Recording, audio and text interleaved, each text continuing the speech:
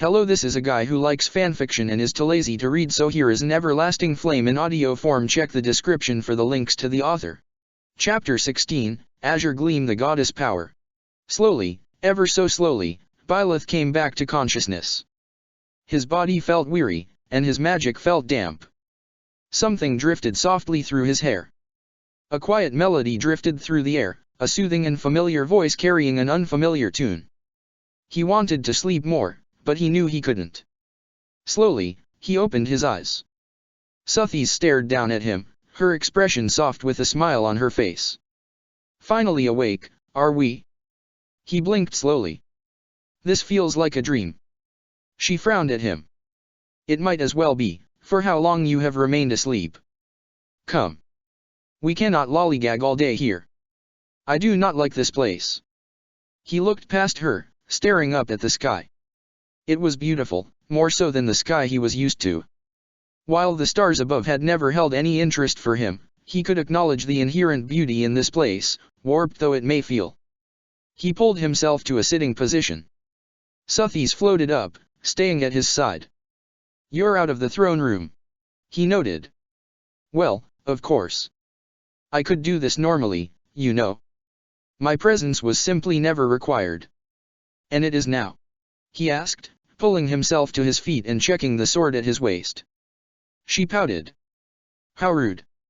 I stayed by your side and comforted you, and this is how you treat me? That's it, 800 laps around the throne. My apologies, my goddess. Please do not flame me for my misdeeds. Perhaps you can be forgiven. Eat more sweet things when we return, and you will not have to run. She pressed a finger to the corner of her lip, and he stifled a laugh. Of course. Where are we? At that, Suthis' gaze turned downcast. That is something I can't answer. It does not feel like anywhere I have ever been before. He tilted his head. Aren't there many places you don't remember? Well, yes, but, she seemed unsure, keeping her head angled away from his. After a long moment, he simply nodded. I see. We should keep moving. Wherever this is, it isn't friendly. Do you think Epimenides is here? At that, Suthis nodded. I am certain. I can feel her presence somewhere in this realm. It is the only true outlier. He pulled out his sword. Epimenides could warp, it stood to reason that they could be ambushed at any time. How many divine pulses do I have? She thought for a long moment. 7. His eyes widened. That's almost twice as many as before. She shook her head. There's something strange about this place. It's almost as if the dark magic here is both interfering with me and amplifying me at once. Like we are somehow separate, and yet at the same time closer than ever before. I am unsure what to make of it. For now, you ought to be careful. He nodded, carefully walking forwards. Space itself was an anomaly in this place.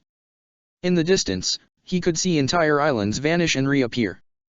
Every now and then, the floor would rumble and he would fight to keep his footing. Every time it happened, Suthis would frown and float to his side to correct him.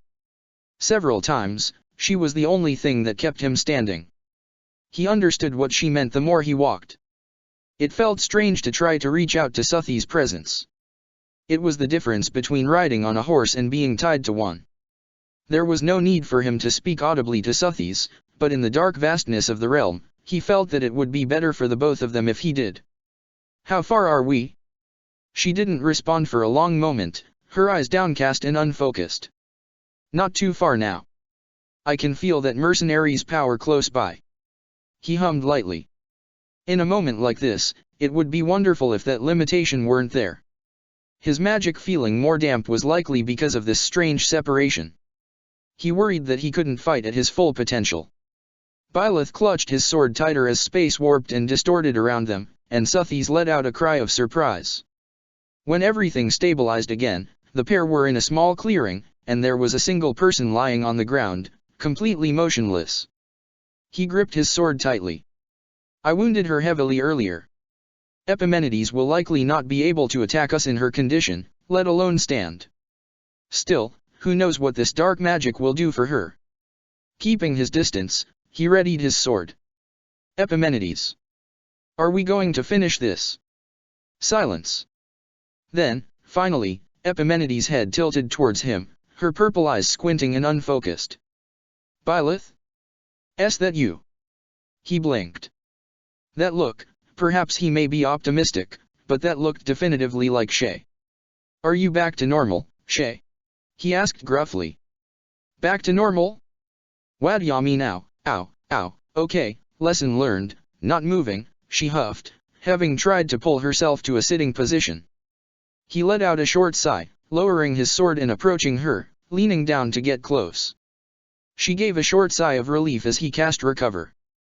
You should be more careful, Byleth. She may still be a danger, Suthies warned, idly floating by. And then, Shay craned her neck to look at Suthies. Hey, I take offense to wait, who's this cutie? Byleth, did you have a kid that you didn't tell anyone about? Both Byleth and Suthies froze. Suthies practically gaped at Shay in open-mouthed horror. You can see her? Byleth asked slowly. Well, yeah, of course I can see her. What, am I not supposed to or something? She asked slowly, sounding confused. I know, you are not. You never have before. And I am not his child. If anything, it is the other way around. Suthies sputtered. Shay gave her a blank stare. Byleth sighed.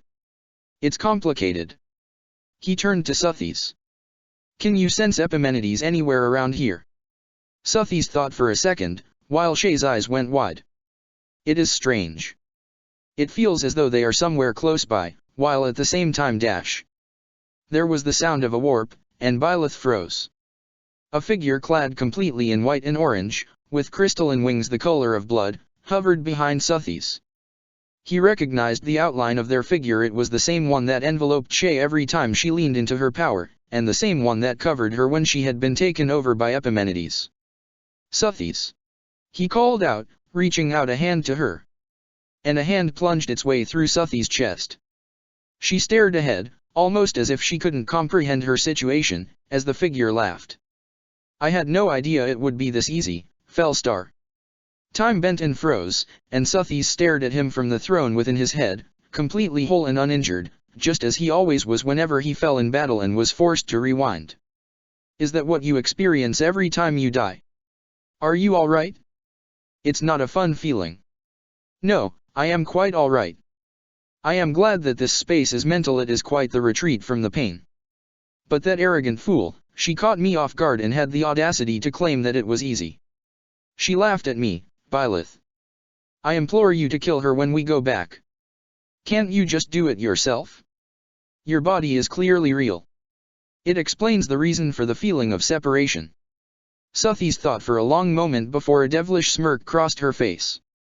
Why, Byleth, you come up with the best plans. Yes, indeed, I shall make her feel the wrath of the goddess. Time bent and rewound, and when it did, Byleth was crouched at Shay's side once more. Right. Well, you're gonna have to tell me the whole story there later, after you tell me how we ended up here. And maybe after I feel good enough to stand. Of course. We'll need to work that out later. Suthies, are you ready? Shay's eyes went wide. Wait, Suthies. There was the sound of a warp, and Suthies whirled. Her hand outstretched, batting aside the attack that Epimenides launched. Her fist made contact with Epimenides' stomach, and magic swelled up within Byleth, a reaction to Suthies' magic, he realized. Burn! Ragnarok! Suthies cried. The magic connected, the fire far more potent than anything he had ever seen before. It instantly blew a hole straight through Epimenides' midsection, and she wore an expression of utter shock before fading entirely. Eärvil! Shay cried out, reaching out for her uselessly. The clearing was silent for a long moment before there was the sound of another warp. Epimenides, somehow all right and whole, stared at them warily from a distance. Felstar, you are as troublesome as the stories state. Your power is unmatched by any of your children. I was right to attempt to ambush you, and to use an illusion instead of my real body. Any more, and dash. Bolting! Suthies cried out, and before Epimenides could even finish speaking, lightning crashed down on her figure, disintegrating it and turning it to ash instantly. Suthis had a wondrously happy look on her face, and Byleth stared at her. Shay looked vaguely ill. There was the sound of another warp, and this time, Epimenides' cold look had warped into something ever so slightly more feral. You are a child who cannot wait for others to finish speaking before you act. I will have no mercy on you when I kill you in the darkness of Zaras. I will kill you and return to Agartha to lead them to the light once again. The world will be free with my actions once more. Wait, Arvel, tell me why you're doing this. Epimenides turned her eyes to Shay, something far warmer in her gaze, although it still was far from positive. I have been searching for you. And look what you brought me, the Fellstar and her abhorrent vessel. I must thank you, my partner in destiny. You've helped me fulfill my goals far more than any of the others ever have. Shay grit her teeth, staggering to her feet. Epimenides watched her actions with pity.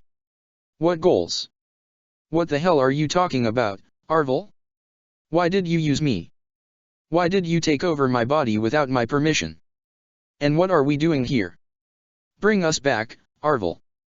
Epimenides shook her head. My apologies, but I am not Arvel. I am Epimenides, an ordinary human who vowed to destroy the monster which set my world ablaze. To that end, I chose to pass my consciousness down through the ages, searching for a more perfect vessel to contain my power and ripen it to its true potential, and that vessel was you, my dearest Shay. I must thank your adoptive mother. She set the stage for me beautifully, even knowing your true nature.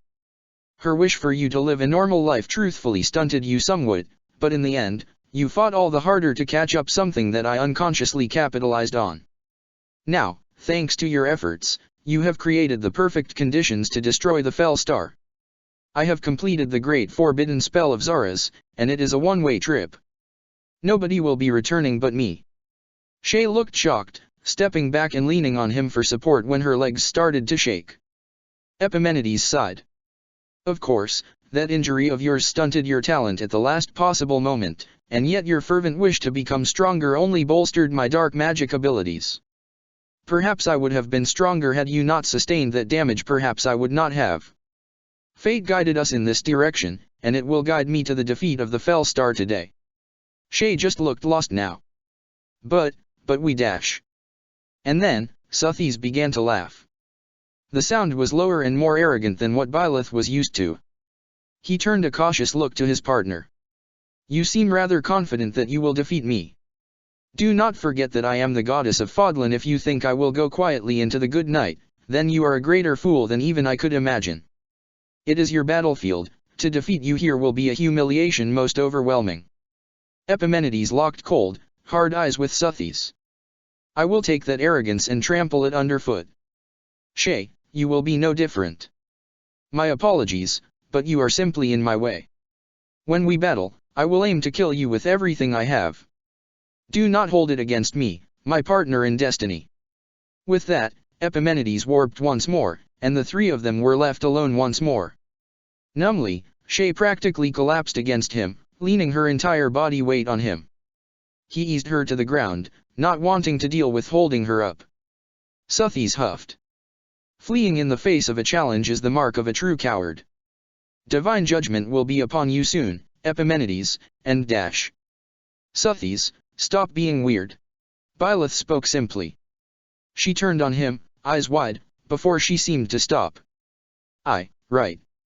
I suppose I was acting somewhat uncharacteristic, Seeing that face simply infuriates me. Byleth, we are going to defeat her and make her see the errors of her ways. Suthis loudly proclaimed, and he gave a small smile. Sometimes, Suthis did speak as though she were the divine goddess spoken of in the scriptures. Her voice would get raspy, and she would become far more callous.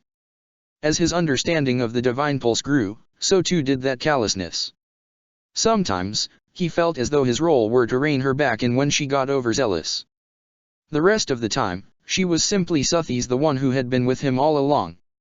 She was simple, she liked sweets, and she was haughty, not unlike a young child. If her demands weren't met or if she was displeased, she would ask for outlandish and unreasonable acts of fealty in return. For all that she demanded, however, she had never once followed through. Not once had he done a single lap around the throne, although his debt to her apparently kept rising. Wise beyond her years while still incomparably young and inexperienced, that was the best way to describe Suthies. Shay groaned. Okay, so, hold on, let me see if I understand this right. This is Suthies. Like, the goddess? You're saying that this is the goddess? Suthies pouted. How rude. I'll have you know that I dash. Yes. She always acts like this. 900 laps.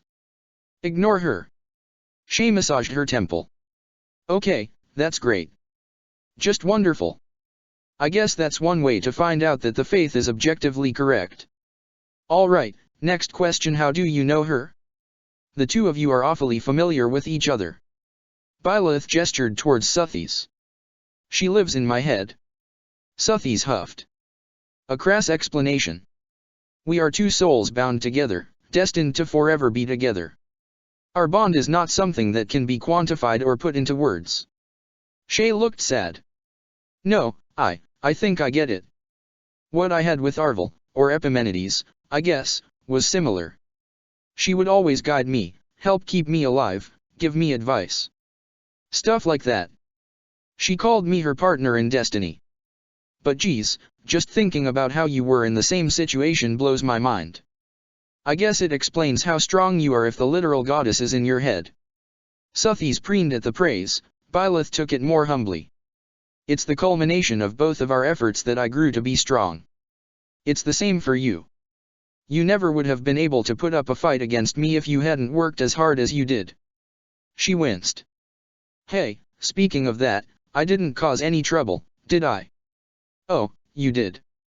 Several times. You killed me 4 times. Byleth told her. Shay gave an uncomfortable laugh, and Suthies swatted the back of his head. Byleth, learn some tact. You are not supposed to say those things to others. He tilted his head.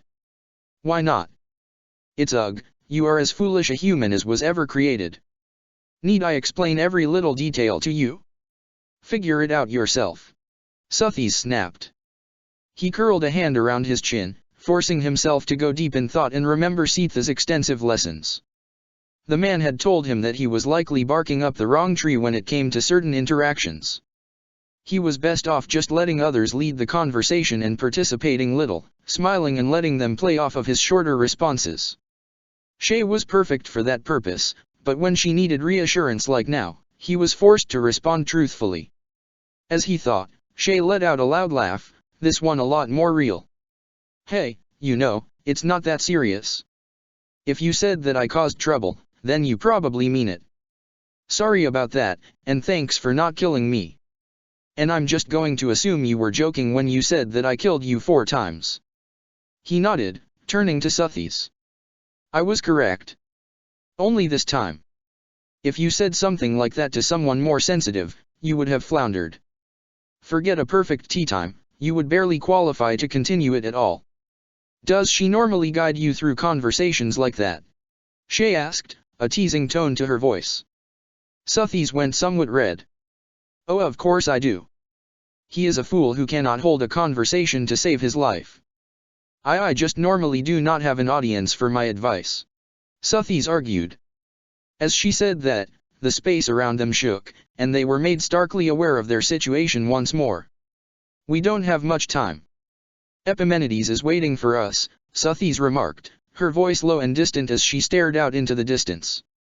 Byleth stood, readying his sword. Right. We should get moving. Hey, hold on, what about me? Shay asked, gesturing to her legs. Suthies glanced at her, her eyes alight with a strange glow. She approached the downed woman, holding out her hand. Pure, clear light washed over the two of them, and Byleth shielded his eyes.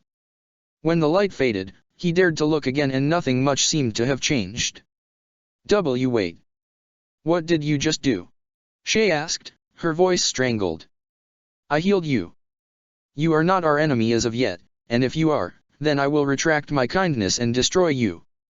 My vessel has a soft spot for you, and I cannot allow you to flounder here and hold us back.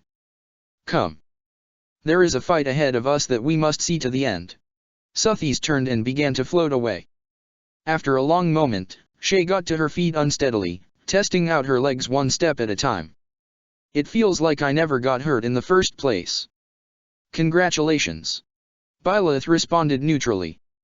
Why yeah, thanks hey, wait, you were the one who hurt me in the first place dash.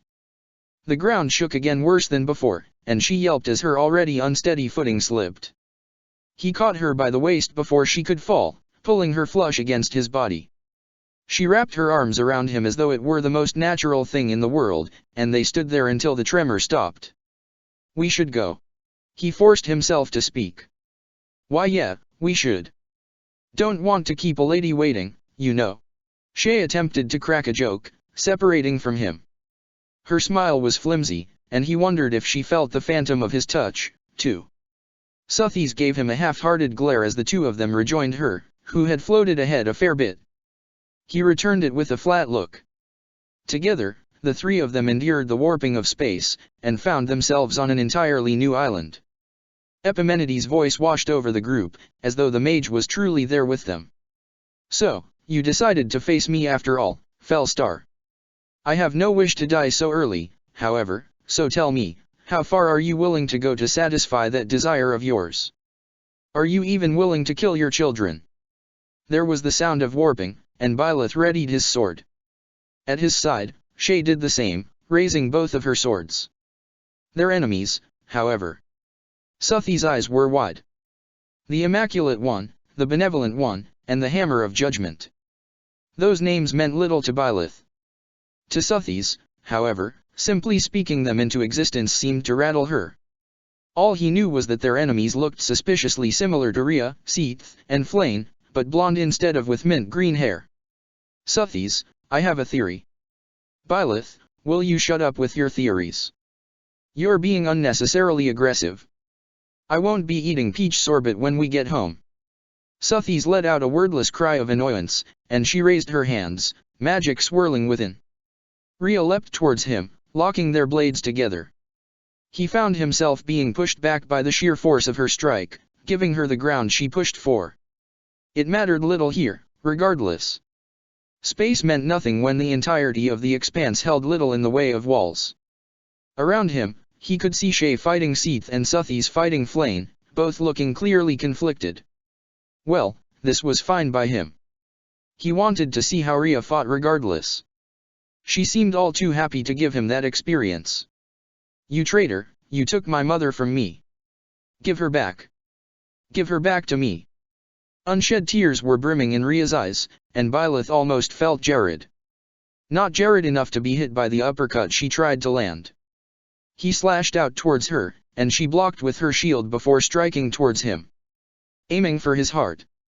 An inkling of an idea rose within him as he froze time, expertly sidestepping her strike and knocking her sword aside. He could simply kill her, but... Byleth, did you already almost lose? Suthi's loudly complained, and he jumped. We can move in the same frozen time, he spoke aloud, wondering what the ramifications of that were. Was it because of that strange crest that he held? Or perhaps... She grit her teeth. Stay focused, Byleth. We're sharing the load of the Divine Pulse for now, but that will change when we return to the real world. Use this as an opportunity to grow your power. I will not be using the Divine Pulse unless necessary, so you must progress as much as possible. He nodded, refocusing on Rhea, or whom he believed to be her, anyway. Perhaps she had an ancestor who happened to look exactly like her. Time began again, and Rhea looked surprised as she realized her blow was cast aside. She began her assault anew, launching towards him with a slew of attacks, some magical, some physical, others with a blade, all of them overwhelmingly strong. If not for his own dauntless strength, he doubted he could keep up. Epimenides called them Suthi's children. That makes Rhea, Seath, even Flayn, children of the goddess. Flayn likely assumed that I had some connection to them, that must be why she asked about Nabatea. If I had to assume, that would be their birthplace, or perhaps some important holy site relating to Suthi's. But, then, what does that make me? Vessel? Byproduct? How can I hold the true goddess of Fodlan within me? We've never discussed it out of mutual respect, but, what am I? All of Rhea's attacks aimed for his heart. She was fighting desperately, as though he personally affronted her. Seath and Flame seemed to be fighting with similar zeal. Slowly, he familiarized himself with her patterns, her movements, her strengths, and her weaknesses. He allowed himself to take the brunt of her attacks, he forced himself to shrug off her blows, all to become more well-versed in her fighting style.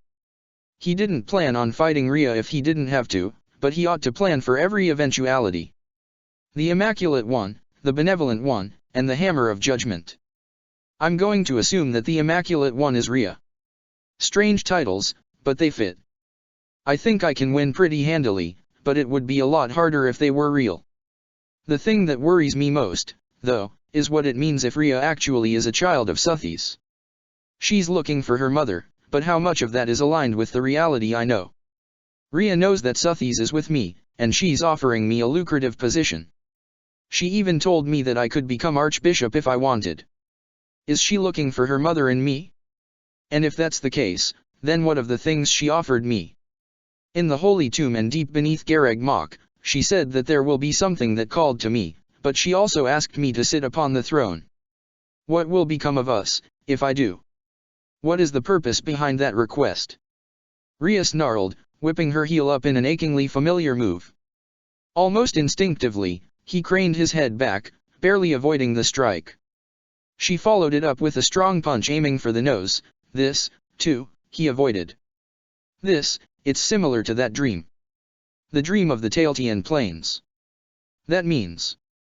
Rhea jumped towards him as he staggered backwards, preparing to kick again, but this time he was prepared. He grabbed her by the leg and pulled, throwing her bodily across the hard ground. She slammed into a rock formation, whipping her head up towards him angrily. I've seen enough. I'm satisfied. Suthi's, let's end this. He called, grasping out for their hold on time. It froze, Rhea's enraged look being permanently etched into their frozen time. He reached Rhea quickly, raised his sword, and cut down. The woman bled just like any other. He turned around, checking impassively on the rest of the battle. Shay seemed to have the advantage against Seath, an open and free expression on her face. She must have been happy to be fighting again, he assumed. Suthi's, however. Suthi's was staring at him with an expression of open-mouthed horror. What's wrong? He asked, approaching her as their grip on time slowly started slipping. For now, however, this was a world for just the two of them. No, it's nothing. She looked incomparably sad, and he sighed quietly. If you want, you can avert your eyes. I'll do all the fighting. No, I will be fine. Do not coddle me. I am aware that they're phantoms. I will fight. Suthi's snapped, her mouth pulled into a snarl. Epimenides said that they were your children. There's no shame in turning your head. We are one, your burdens are mine, just as my burdens are yours. He told her quietly. She stared at him, her expression complicated, and eventually turned her head. Please do. He nodded, raising his sword and turning to Rhea once more. Ragnarok. The fire magic erupted over the woman just before time resumed, and when the smoke cleared, she had completely vanished, dissolving into the dark nothingness that made up this world. Epimenides' voice was taunting as Byleth turned his sword on Flame. Lost the will to face your kin, have you? It seems you've grown soft over the centuries, fell star. Shay roared angrily in response, turning away Seath's axe. Don't listen to her. Nobody should have to fight their family. Epimenides, I'm gonna kick your ass. I'm glad to see that fire hasn't faded, my partner in destiny. Show me that will of yours through your actions instead of your words this time. Shay growled as she launched back into her battle, and Byleth forced his focus back onto Flame. She was a healer, he knew that much. Her role was to keep everyone on the battlefield alive. He knew she was a phantom because she would have come to Rhea's aid far earlier if she wasn't. That was why he was capable of approaching quickly, slicing through her magic and reaching up close in a matter of seconds. Her look of fear was very real. It was also something he had seen countless times before. Just because it was on a familiar face, that didn't mean that he would lose heart. He cut her down, and as she vanished into nothingness, Seath cried out, Sethline. No. Within seconds, Seath was on him, fighting with a desperate zeal. Unshed tears were brimming in the man's eyes, and he pushed his wyvern to the absolute brink in a full-force attempt to cut down Byleth where he stood.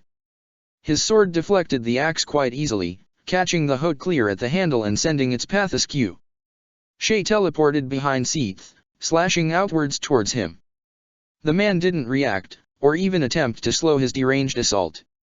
It would be the Phantom's last mistake. Shay's sword pierced Seath's chest, and he froze, letting out a choked cry. Both man and wyvern vanished, collapsing into nothingness, and Shay rolled as she fell to the ground, the support of the wyvern long gone. She looked troubled as he approached. "What's wrong?" Shay shook her head. They looked like Seath and Flayn, right? But he called her Cethline. "Please do not get him started on his theories," Suthies sighed. "As much as I would love to hear about them, there's a bigger issue. You might not know this, since I know you've been pretty sheltered from the church, but Cethline is a saint, one of 4 in the Church of Ceros. If Seath called Flayn that, then, what does that even mean for us? For the church?" He thought for a moment. "It means that Seath, Flayn, and Rhea are immortal." Suthies looked distraught. "Then if they are immortal, and the saints from the church, then we may also be immortal." It was an intensely sobering thought. Byleth had never considered the fact that his own mortality may be called into question. If he was truly like them, then would he live forever? Or perhaps because his father was mortal, he would live and die as a human? But then again, his father never was very good at remembering his age. This is something too important not to bring up when we get back. If Flayn really is Cethline, then does that make Seath Sickle? Or did Epimenides just not have faces for them? Goddess, if Seath is Sickle, then doesn't that make Seath, Flayn's dad? Suthies wrinkled her nose. "Why do you look so horrified at that idea? Is it really so surprising? They do look rather alike, after all, and he is plenty old enough to dash. Did I catcall Flayn's dad while he was training? Ack, I'm no better than Sylvain." Shay groaned, putting her head in her hands. She looked genuinely distraught. Hesitantly, Byleth patted her on the back twice, and she glared at him. Stoically, he tried to reason with her. I'm sure he saw it as a compliment. "You're not helping, you know," Shay grumbled. "Is this really the reaction the two of you are having upon learning that 3 of your closest allies are immortal saints?" Suthies bemoaned, glaring at them full force. Shay sighed. "Look, the literal goddess of Fodlan is right in front of me and I'm trapped in an alternate, more evil dimension with the voice that lives in my head. I think my capacity for surprises went out the window 20 minutes ago. I'm sure I'll process this like a rational person and scream into the abyss in a few hours or so." Byleth shook his head. "It doesn't really matter to me. Whether Seath, Flayn, and Rhea are immortal or not, it doesn't pertain to me, and if it does, then I'll deal with it as it comes. Right now, all I care about is getting out of this dimension and getting back to Edelgard." Shay's ears practically perked up. "Oh? You're trying to get back to Edelgard specifically? Any reason for that you want to share with the rest of us?" Her tone was teasing, and Byleth's lips turned in a small smile at the sound. "She still owes me money." Shay stared at him for a long moment before bursting out into laughter. "I swear, you never change, do you? At least I can rely on you to be consistent." Almost as if in direct rebellion to her words, the ground shifted again, and his head spun as the entirety of their surroundings shifted once more. He could feel himself being moved, somehow, and when he opened his eyes, he was somewhere entirely new. Slowly, he pulled himself to his feet once more, and Epimenides' voice washed over them once more. "It seems that wasn't enough to deter you, Felstar. You may be able to kill the ones you love most, but can your allies? And don't worry, Felstar, I've prepared a suitable opponent for you." There was the sound of warping, and Shay's back hit his own as he readied his sword. This time, there were 3 enemies before them, and as he stared at Geralt, he could almost feel everything slow down. "Damn bastard," Shay grit her teeth, and when he turned his head, he locked eyes with King Dimitri. Suthies, on the other hand. She let out a full laugh upon seeing her opponent. Thales stood opposite of her, magic crackling along his sword, and she grinned ferociously. If that is all you have to show for yourself, Epimenides, then I'm sorry to say it, but you will have to try much harder.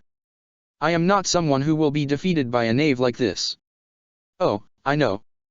Just try to hold out, won't you? I'll face you soon. Epimenides sounded bemused as her voice went quiet. The battlefield was quiet as he nudged Shay. Do you need to swap opponents? She let out a short huff. Nah, I've gotta do this. Dimitri would thank me. He nodded shortly, raising his sword to his father once more. Both him and Shay were at a disadvantage. Lance beats sword, after all. If they weren't careful, they could easily be cut down from a distance. His father was also exceptionally powerful, and Epimenides must have personally witnessed his strength from behind Shay's eyes. He'd never won against Geralt, but that was before. Now, he felt confident he could win. Both he and Shay dashed forwards to meet their respective opponents, and Sothis cackled as she engaged with Thales. Geralt's first strike was achingly familiar, a powerful sweep meant to cut down any weaker opponent who couldn't even dare to bat it aside. Byleth had been on the receiving end of that strike many times when he was younger. Shay had likely experienced the same. It was nearly impossible for a novice to win against a strike like that. Byleth was no novice. His sword struck forwards as he leapt into the strike from Geralt, aiming for the hilt of the weapon. Geralt was forced to back off, the force from the weapon dispersing. It was a trick that the man had personally taught Byleth. He didn't let his advantage fall, magic bursting forth from his hands as he brought his sword around to strike once more. Geralt retreated, a ferocious look to his eyes as the aura filled the space between them, and he huffed. Come on, kid, you know that this girl is out to kill you. She's just waiting for the right time to stab you in the back. You can't trust her. Stop fighting me and focus on the real problem.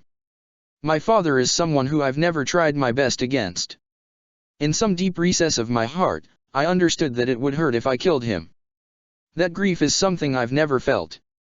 That level of emotion is something that's been denied to me.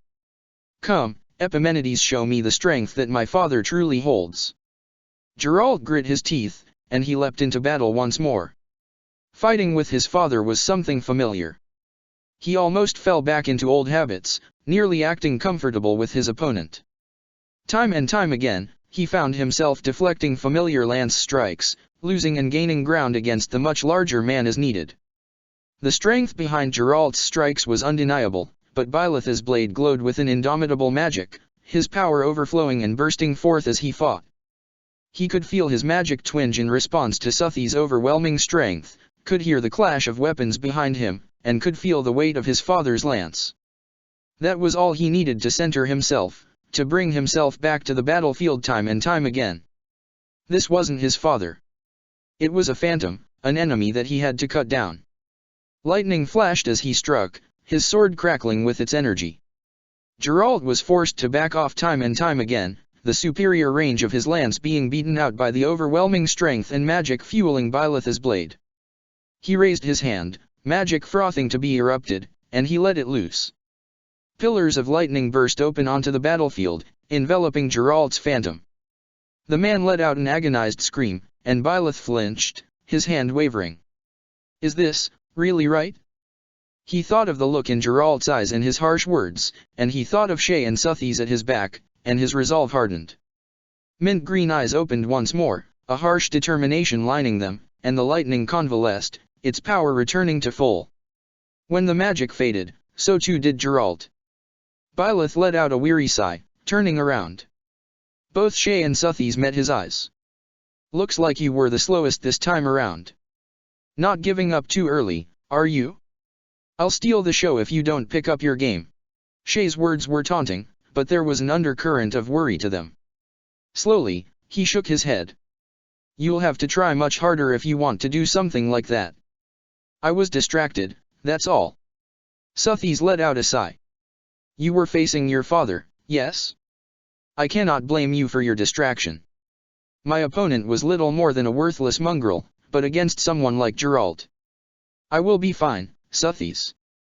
Did Dimitri give you any trouble, Shay? She looked somewhat sad as she cast her gaze aside. Nah. Fighting him was the hardest part. He's really strong. And, you know, he's someone that I've sworn my sword to, but that doesn't mean that I wouldn't be able to break away if I had to, you know? It's just that, when it comes to Dimitri, he would have wanted to be here to fight his phantom himself. Byleth nodded shrewdly. Fighting oneself could be an excellent source of inspiration. No, you fool, that's not what she is referring to. Suthies snapped, and Byleth blinked, staring at her. Then what did she mean? You are smart enough to figure it out on your own. Do I need to hold your hand throughout your life? I wouldn't mind that.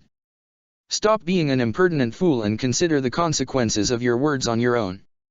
Shay sighed. Do you have to deal with this all day? Byleth nodded solemnly. Suthies scowled. Before their argument could escalate, the area around them began to shake once more. Space is warping once more. Suthies warned, and Byleth closed his eyes. When he opened them, they were in a new place once more. This time, the area around them was completely different. The rock remained, but floating all around them were high-tech buildings, the floor seeming to seep into and mangle the floating land they stood on. They were entirely surrounded, walls all around. Escape through normal means would be impossible, not that it was possible before.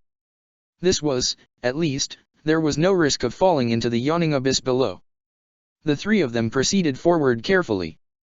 The floor turned from rock to something clearly Agarthan, light shining softly from the floor and illuminating their surroundings.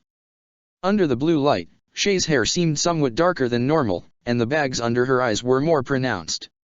And then, they reached the apex, and three met one. Epimenides turned to them, her headpiece glowing a flaming orange. So, you've finally arrived for real, Felstar. I must say, you've adapted to this place terribly quickly.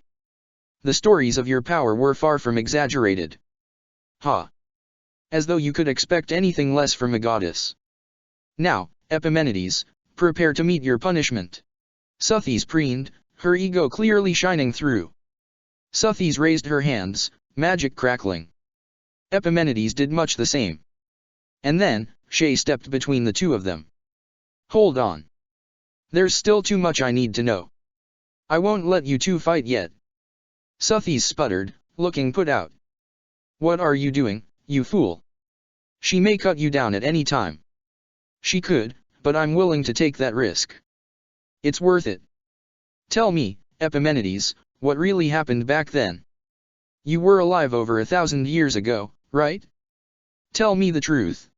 Shay roared, taking a determined stance.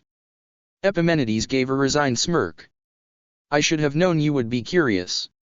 Very well, my partner, I'll fulfill your request. Shay seemed genuinely surprised, and Suthies growled, still staying at the ready. He was ready to activate the divine pulse whenever he needed to, if necessary. Epimenides spoke softly, folding her arms behind her back.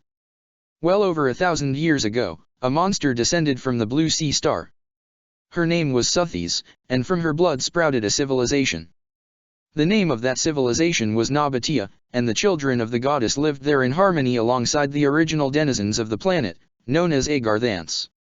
However, that harmony was false.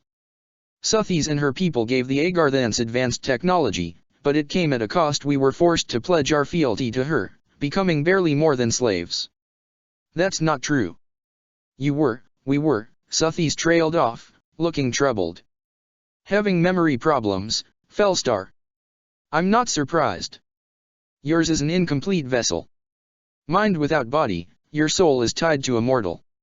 So long as you live, so too shall he. So long as he lives, so too shall you. Allow me to fill in the gaps that you seem to hold in your recollection.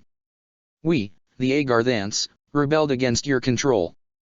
Our war was a terrible one, and the planet was destroyed.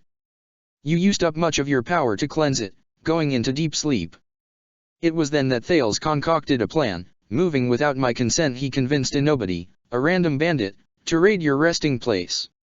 They destroyed your body, stole your blood, and carved out your heart. That bandit was given your blood, and that was the moment when Nemesis, the king of liberation, was given the crest of flames. That's my crest. Wait, so Nemesis was just a bandit? He wasn't some ancient hero? Then what about Dash? The 10 elites, yes. They were also bandits, leaders of the surrounding tribes. I'm getting ahead of myself, however. After Nemesis received the Crest of Flames, my people gifted him a sword, the Sword of the Creator, crafted from the spine of Suthes.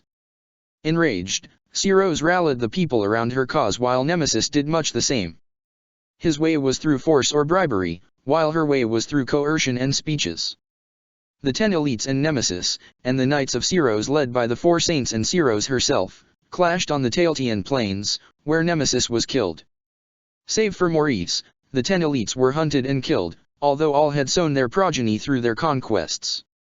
Wait, this is way too much. Hold on. The Sword of the Creator, that's a hero's relic. Are you saying that all of the relics are made from bones? Shay grit her teeth. Epimenides gave her a smug smile. Yes. The children of the goddess all had one very special ability. You see, their power allowed them to transform into beasts with incredible power.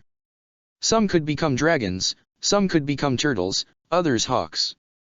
By harnessing the power of their heart, the crest stone, with their bones, the relics, and conducting that power through the blood, the crest, then terrible power can be awakened. Only when all 3 synergize can an appropriate result be reached. They slaughtered an entire race of people and turned them into weapons?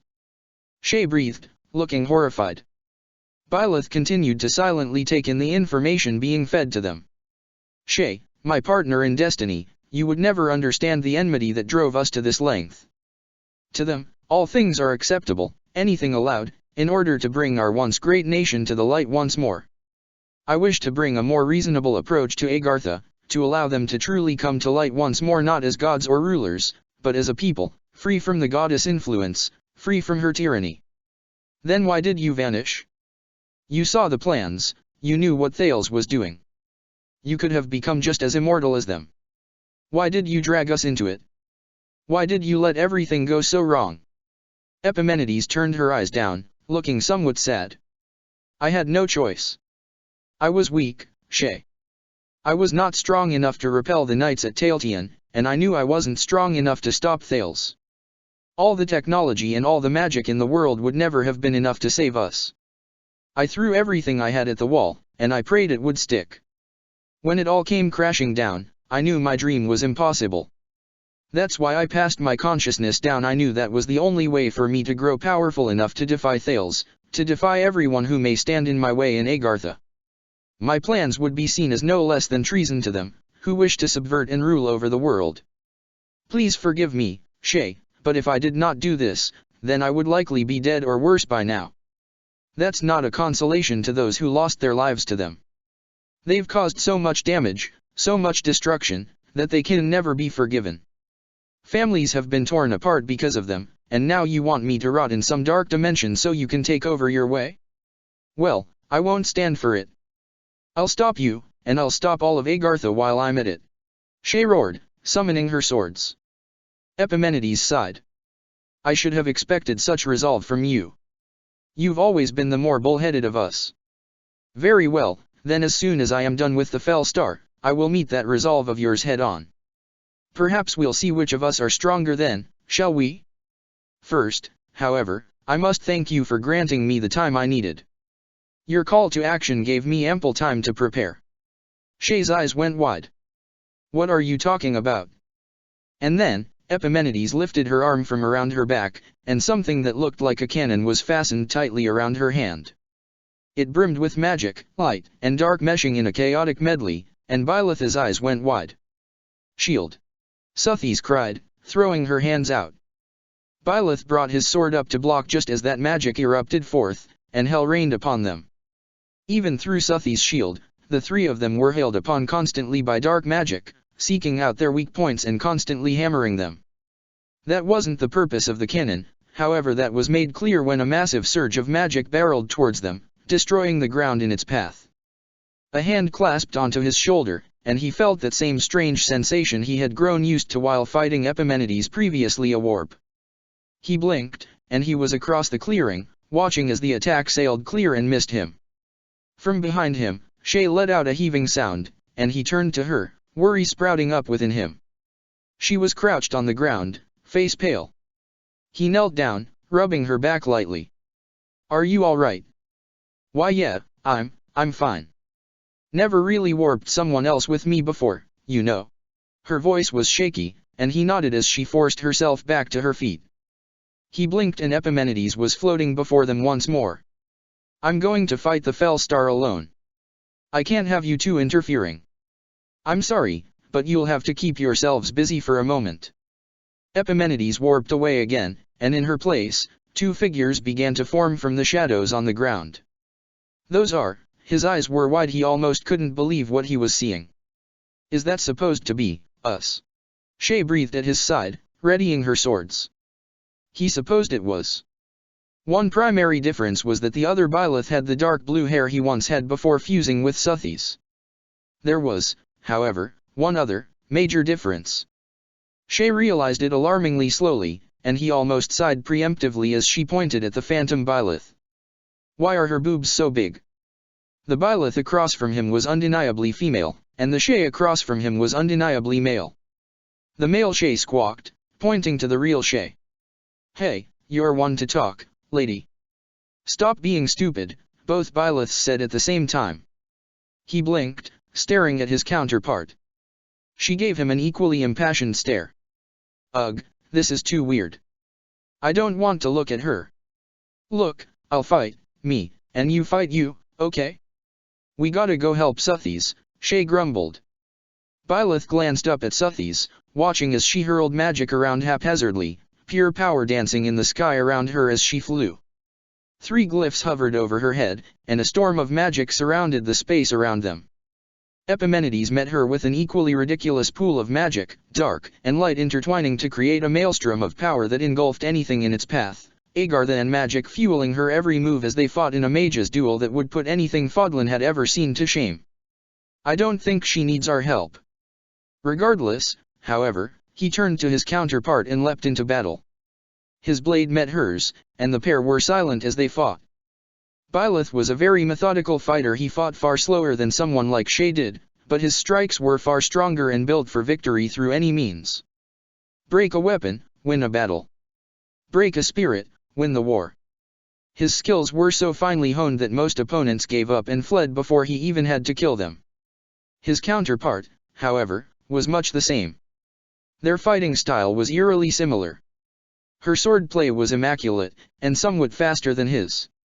His strikes, however, held more weight.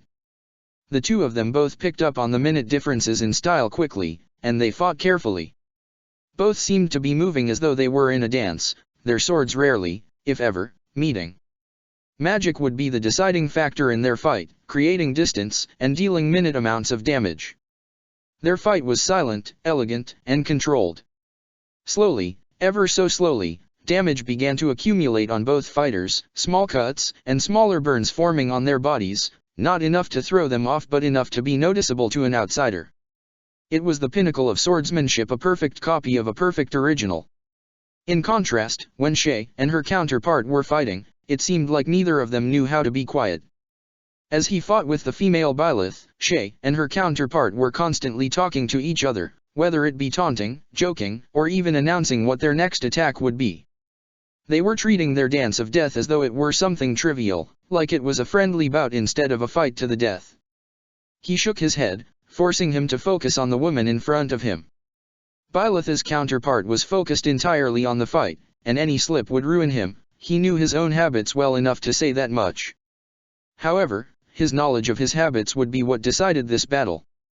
Byleth knew what Epimenides had seen when they fought, a fighter who fought solely based on logic. Someone who would take the safest, most efficient path to victory, because his life was more valuable than the gold, and the gold was more valuable than his opponent's life. He'd created a rhythm, a series of moves for the pair to fall into. They fought as though they had been fighting together their entire lives, like they were brother and sister reunited. That was how he knew this would work. Epimenides had only created a perfect copy on the surface. It held his swordsmanship and his demeanor, but it lacked a critical aspect of his sword fighting that he usually never displayed, and that was his willingness to do anything necessary to win the day. His copy was powerful, sure, but as the fight progressed, he found more and more flaws in that power, in his own cold, calculative strategies. And then, finally, he found it. His opening. His counterpart struck diagonally towards him, keeping her sword at an easy-to-manage, safe distance from her body. He did not. He leaned into her strike, meeting her blow with sheer force, forcing her sword to commit to a path rather than retain the wispy yet powerful flow it had thus far maintained. She staggered from his attack as he used his height and weight advantage to his benefit, forcing her back a step. She flinched as he finally managed to disarm her, the sword flying from her hands. He reared his sword back to strike, wary of any magic she might use. Time bent and warped, and when he opened his eyes again, it had reversed. Suthies needed a divine pulse? He was forced on the defensive, the phantom Byleth noticing his lapse in concentration and capitalizing on it. Her sword caught the edge of his, and with a quick flip, she pulled it from his hands, the weapon clattering on the warped floor. Her sword raced towards him, and he grit his teeth. Time slowed to a stop just moments before the sword would slam into his stomach. He closed his eyes, and the throne appeared before him. Suthies seemed to materialize before him, and she looked annoyed. I almost had her. I was going to beat her without stopping time. I'm sorry. That sudden rewind threw me off. Byleth apologized. My apologies. She teleported behind me when I was trying out a new magic that came to me. I lost my focus. It shall not happen again, especially now that I understand how to use it. Suthies proclaimed. We're even, then? He asked, feeling their tenuous control over time beginning to slip. Yes. Finish quickly, will you? I wish for an audience for when I trounce this fool. Suthies laughed loudly. He nodded, and he opened his eyes, his female counterpart before him once more, suspended in frozen time. He stalked over to his sword, retrieving it and turning on her. He had already figured out how to beat her once. Perhaps he could learn more? Shay had overwhelmed him with many swift strikes before. He could adopt that strategy and see how it worked, and more importantly, how to defend against it. He was correct earlier, fighting yourself truly could be a wondrous experience. Time unfroze, and the other Byleth startled, whirling on him and raising her sword, looking unsure. He brandished his own blade, raising it once more. Experience yields results. I want to learn from you. Let's continue. The other Byleth hesitantly raised her blade, and the two clashed once more. Shay watched grimly as her male counterpart fell. Did my life even have any meaning? He gasped, falling to the ground. Moments after, he dissolved into nothing, the darkness of Zara's swallowing him again. That was something she had wondered to herself privately, on a few occasions. It was cruel of Epimenides to bring it up here. She turned her eyes to Byleth. Still fighting his counterpart, looked like. And wasn't that a weird thought? The male version of herself was normal enough, but the female version of Byleth was staggeringly different from the one she knew. Was that just something Epimenides came up with on her own time, or did she know something that the rest of them didn't? And why are her boobs so big she still isn't over this? She was getting sidetracked. There was a loud crashing noise, and she cast her gaze upwards. Suthies and Arvel, no, Epimenides were fighting in the sky above. And wow, she figured that the literal goddess of Fodlan would be strong, but she had no idea that she would be strong like that. New magic that she had never seen before was constantly being poured out from her. She let out a loud laugh as she practically soared through the sky, avoiding Epimenides' attacks with ease and returning the favor with nearly as much power. When it came to Epimenides herself, she was no slouch either. Her magic was powerful to an insane degree, and she periodically supplemented it with different devices that Shay couldn't even hope to identify. That power, she's barely stacking up to Suthies, and I think Suthies is barely warmed up. Was this what she meant when she said that she was weak? Was I really the perfect vessel? If Suthies really was the monster that Epimenides made her out to be, and if she could control Byleth just how Epimenides controlled her, was there any chance of victory? She rapidly shook her head. No, there was no point thinking about that. Suthies was kind, if a bit arrogant. She'd displayed nothing more than a fond annoyance towards Byleth. Shay was sure that they wouldn't become enemies so long as she didn't try to, willingly kill Byleth in his sleep or something. She turned back to Byleth, noting the small smile on his face as he fought. He wasn't having any trouble, she noticed. If he really wanted to win, he would do that thing where he teleported around and whatnot. Since he wasn't doing that now and hadn't done it so far, she could only assume that he was fighting his counterpart because he wanted to fight, like what he mentioned earlier. If that was the case, then she wouldn't interfere. She turned her attention back to the fight in the sky, only for something completely unexpected to happen. Epimenides appeared to have gained the advantage, magic swirling around the pair. Sothis had been completely trapped by a strange spell, dark magic seeming to wrap and envelop the area in a ball. Epimenides reached her hand into her cannon, and with Sothis trapped within the ball of dark magic, she fired. Shay watched, eyes wide, as Sothis was engulfed in dark magic, her form entirely disappearing beneath the power of the cannon. Sothis' body began to fall limply from the sky, and Epimenides was panting as she watched the small girl fall. Felstar, this isn't over. I won't stop until you're dead. Epimenides spat, raising her tome. Panic filled her as Sothis' body hit the ground, and she suddenly realized just how bad the situation was. Byleth was currently preoccupied, he couldn't move in time to help. If she stood by and did nothing, then both Byleth and the goddess would die, and it would be all her fault. That thought fueled her. Instinctively, as though the power was hers all along and not Epimenides', she tapped into her strength, an orange headpiece coming into existence on her head and wings forming on her back. With a warp, she was floating in the air right in front of Epimenides, right as she was charging a spell to kill Sothis. Epimenides' orange eyes went wide at her sudden appearance, and Shay grit her teeth as she roared, I won't let you. Her boot slammed into Epimenides' midsection, and the Agar then was sent flying into a floating rock formation. Shay warped, keeping up with the pace set easily, and reared her sword back to finally cut down Epimenides once and for all. Before she could, however, the woman raised her hand, and dark magic erupted forth. She grit her teeth as she was forced to warp once more to avoid the devastatingly powerful magic that she put out, raising her sword towards Epimenides from a nearby floating rock formation. Epimenides, I'm ending this here. Shay proclaimed, pointing her sword towards Epimenides. You would dare? You know of her crimes and yet you still dare to protect that monster. Epimenides growled, raising her hands. Dark magic thrummed from them ominously, and she steeled her resolve. I know you can't forgive her. You'll never be able to, and I'll never ask you to. But your resolve, I'll meet it in turn.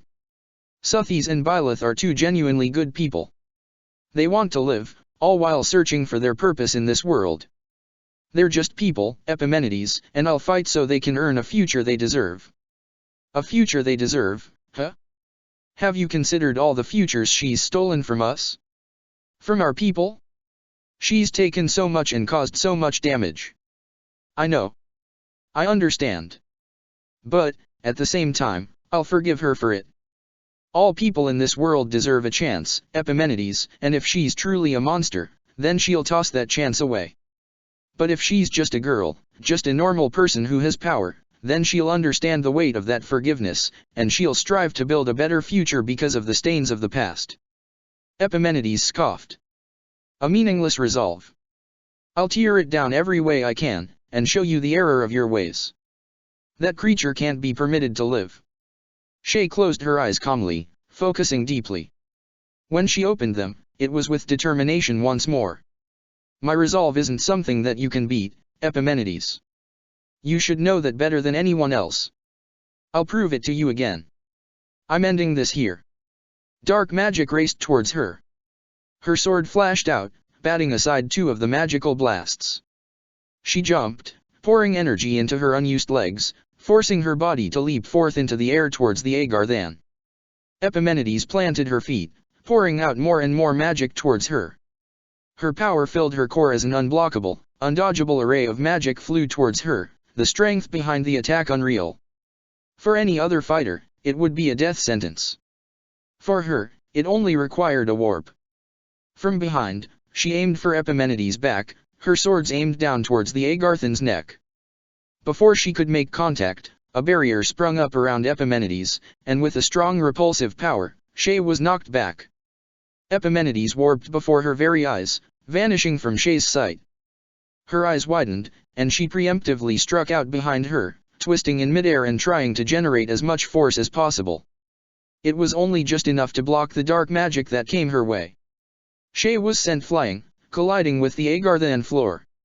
Epimenides pestered her from afar, forcing her to warp once more to avoid the majority of the magic. She had never truly realized the extent of the power that the Shadow Flash granted her. In the darkness of Zaras, it felt as though that dark magic that flooded the air was harmonizing with her, the unique grasp she held over space expanding, the gap between her power and Epimenides' power closing step by step. She pushed her power to the limit and far beyond, her magic thrumming through her veins, her head throbbing and her body aching. Still, though, as she and Epimenides clashed again and again, magic meeting magic, warp meeting warp for every step of the way, she felt alive. Liberated. For once, she felt like her power was her own, not something granted to her, as though her efforts had all paid off. That exhilaration drove her, guided her power, moved her swords. Epimenides was strong, incredibly so, but Shay was her partner in destiny. It wouldn't make much sense if she was that much weaker than her, would it? Despite everything, as Epimenides warped away and they stood staring at each other from afar, both warriors panting and out of breath, there was a smile on Shay's face. Had enough yet? Shay managed to gasp out.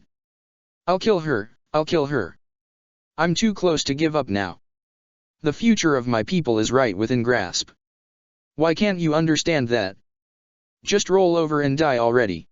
Epimenides snarled, magic welling up from within. This would be their final clash. She was determined to end this fight here. This couldn't be allowed to go on any further. Regardless of their past together, Epimenides had to be stopped, and as her partner, Shay would be the one to end it, regardless of how much it hurt. It was the only way to prove herself. Shay readied her swords, and that absurd magic was released from Epimenides. Dark magic struck all around Shay. Large, miasmic balls of magic flew all around, all of them different spells. Miasma, Luna, Dark Spikes T, even Hades, all of them were being used. Shay grit her teeth, cutting through what couldn't be blocked or dodged as she desperately worked her legs forwards, aiming to close the gap. What couldn't be accounted for, however, was the ground. The Agarthan flooring fell from under her as she ran, collapsing under the weight of an ancient Agarthan's magic, the blue lights guiding her path forward as they fell into the infinite void below. From one piece of falling debris to another, Shay jumped, ignoring the sinking feeling she felt as the dark magic that permeated the air only grew in strength. Epimenides grit her teeth, pouring out more and more magic. The air thrummed with the power of it. All Shay could do was stay focused, using the magic to her benefit, that innate power within her welling up and ensconcing her being, filling her with the infernal energy that made it possible to push forward, that comfortable power that had been with her every step of her path being used against the person who had granted it to her. She had crossed half the distance. Epimenides roared in anger. The cycle of this world must be protected. Begone with you. Apocalyptically powerful dark magic raced towards her, and Shay flipped, her legs twirling exquisitely over her head as the dark magic barely soared past her, exploding against a floating island far in the distance. She landed on a falling rock and jumped once more. As she jumped, however, rips in space seemed to appear all around her, that space brimming with dark magic, welling up to be used. Her eyes went wide, and she forced even more power through her body. Spikes formed from pure, malevolent dark magic raced towards her through the rips in space, and Shay's body ached as she forced her power to the maximum. By utilizing minute warps in position and slashing at the correct spots. 30 spikes raced towards her, and as she slashed, 30 spikes were cut down. She warped to the nearest falling rock and made her final jump, noting the shocked look on Epimenides' face. Until finally, she reached the same platform as her. Shay's sword flashed out as she leapt, and Epimenides formed a barrier between the two, Zara's power emboldening her. You fool, why must you resist me so? Shay breathed out, forcing calm determination into her being. Because I'm fighting for a future that we should all strive for. A future where all people can live earnestly and happily, where everyone can choose their own path. The tomorrow I'm fighting for, is a tomorrow where that choice is ours to make. The barrier broke, and Shay reared her arm back, raising both swords. They fell, and Epimenides let out a soft, choked noise as Shay cut through her. The pair were silent for a long moment. Epimenides stared at her, darkness practically evaporating from her being, Zara's power not enough to sustain her wounded body. She fell to her knees, staring up at Shay with a set expression. "You have grown much stronger than I ever could have thought possible. Arvel. You truly did show me your resolve, Shay, my wondrous partner in destiny, I've never regretted being paired with you. Thank you for the time we spent together. You've shown me love and care like I've never seen before. It makes me wonder, if that future you speak of truly is possible. It is. I'll make it possible. If I can prove my resolve to you, then I can prove my resolve to the whole world." "Ha, that you can. Please, take care of Agartha. The people there have been warped, tainted by the darkness. Let them see the light once more, let them see the folly of their ways. I wanted to save them." Shay knelt down close to Epimenides, holding her tight. "I will. I won't let your dream be in vain." Epimenides gave her an impossibly warm smile, and a soft light echoed between the two as Epimenides held Shay in turn. "Goodbye. It truly was fun, don't you think?" Shay didn't respond, never would have the chance to. As soon as Epimenides finished speaking, her body collapsed under the weight of the darkness, evaporating into the vast expanse of Zaris. Shay drew in a ragged breath, standing up to full. She stared up, looking at the faraway island. With just a quick draw of her focus, she found herself warping across that immense distance easily. She was back where they started, where she had just fought against her doppelganger. She glanced around. Suthies had been hurt somewhere around here, right? She had to check on her. What she wasn't expecting was to turn and see both Byleth and Suthies sitting adjacent to each other on a rock. "Suthies? Are you all right?" Shay asked cautiously, regarding the younger girl carefully. "Of course I am all right. I was merely pretending to be injured so that the dithering buffoon would drop her guard. Had you not interfered, I would have dispatched her then and there." Suthies huffed, looking put out. Shay blinked, somewhat taken aback. "You what? You were faking it?" Byleth nodded. She was upset. She wanted to practice more with her body. "It's likely that she won't get a new one until we get to Gareg Mach. Wait, the real goddess will come back when we get to Gareg Mach." Suthies averted her eyes, looking uncomfortable. "Now is not the time for that. What happened to that one?" Shay dropped her eyes. "Arvel? I killed her. She's gone." Byleth regarded her carefully. "Are you all right?" "I'll be fine. Besides, it feels like she's still here with me, you know? Even if she's gone, so long as her power and my memories remain, I don't think she'll ever truly leave." "That's a good attitude to have. I've seen less grief crush lesser men," Byleth informed her stoically, and then winced as Suthies swatted him on the back of the head. "You are supposed to offer her comfort, not commend her attitude. Go, hug her or something," Suthies hissed, pulling on Byleth's ear. Almost robotically, Byleth stood, and Shay waved her hands. "No, you really don't have to dash." Almost as if he were ignoring her words, he pulled her into a rough hug, holding her close and resting his hand on the back of her head. Her eyes went wide at the close contact. Eventually, though, she shut them and merely rested her forehead on his shoulder, welcoming the warm embrace. The hug ended all too soon, and she almost missed his warmth as he stepped away. "I understand your plight. I couldn't imagine losing someone as close to me as Suthies was. If you're ever bogged down by your concerns, we'll have tea together." She almost let out a laugh at the absurdity of the assertion. "If you say so. We have to get out of here to do that first, though, don't we?" Suthies yawned, gesturing towards Byleth. "Perhaps I could lend my power to you and have you break a hole in the space here dash." Shay shook her head. "There's no need for that. This was Arvel's mess, and I'll be the one to clean it up." The Agarthan sword that she could summon, her most trustworthy ally, reacted once she started funneling power into it. That power came far easier than it ever had, and for once, she doubted that it was Zara's work. No, this power felt familiar. Was it the last will of Arvel? Regardless, she raised her sword, and, using all of her power, cut outwards, the folds of space collapsing under her blade. The darkness opened to a yawning light, and Fodlan lay beyond the hole she had created. Let's go. This place is already starting to crumble. Shay beckoned forth, and Byleth nodded. She jumped through first, the light striking her skin gently, and shortly after, Byleth followed, his green eyes squinting as the sun struck them. The hole closed behind them, and she turned to him. Did Suthies? Yes, she made it out. She's with me now.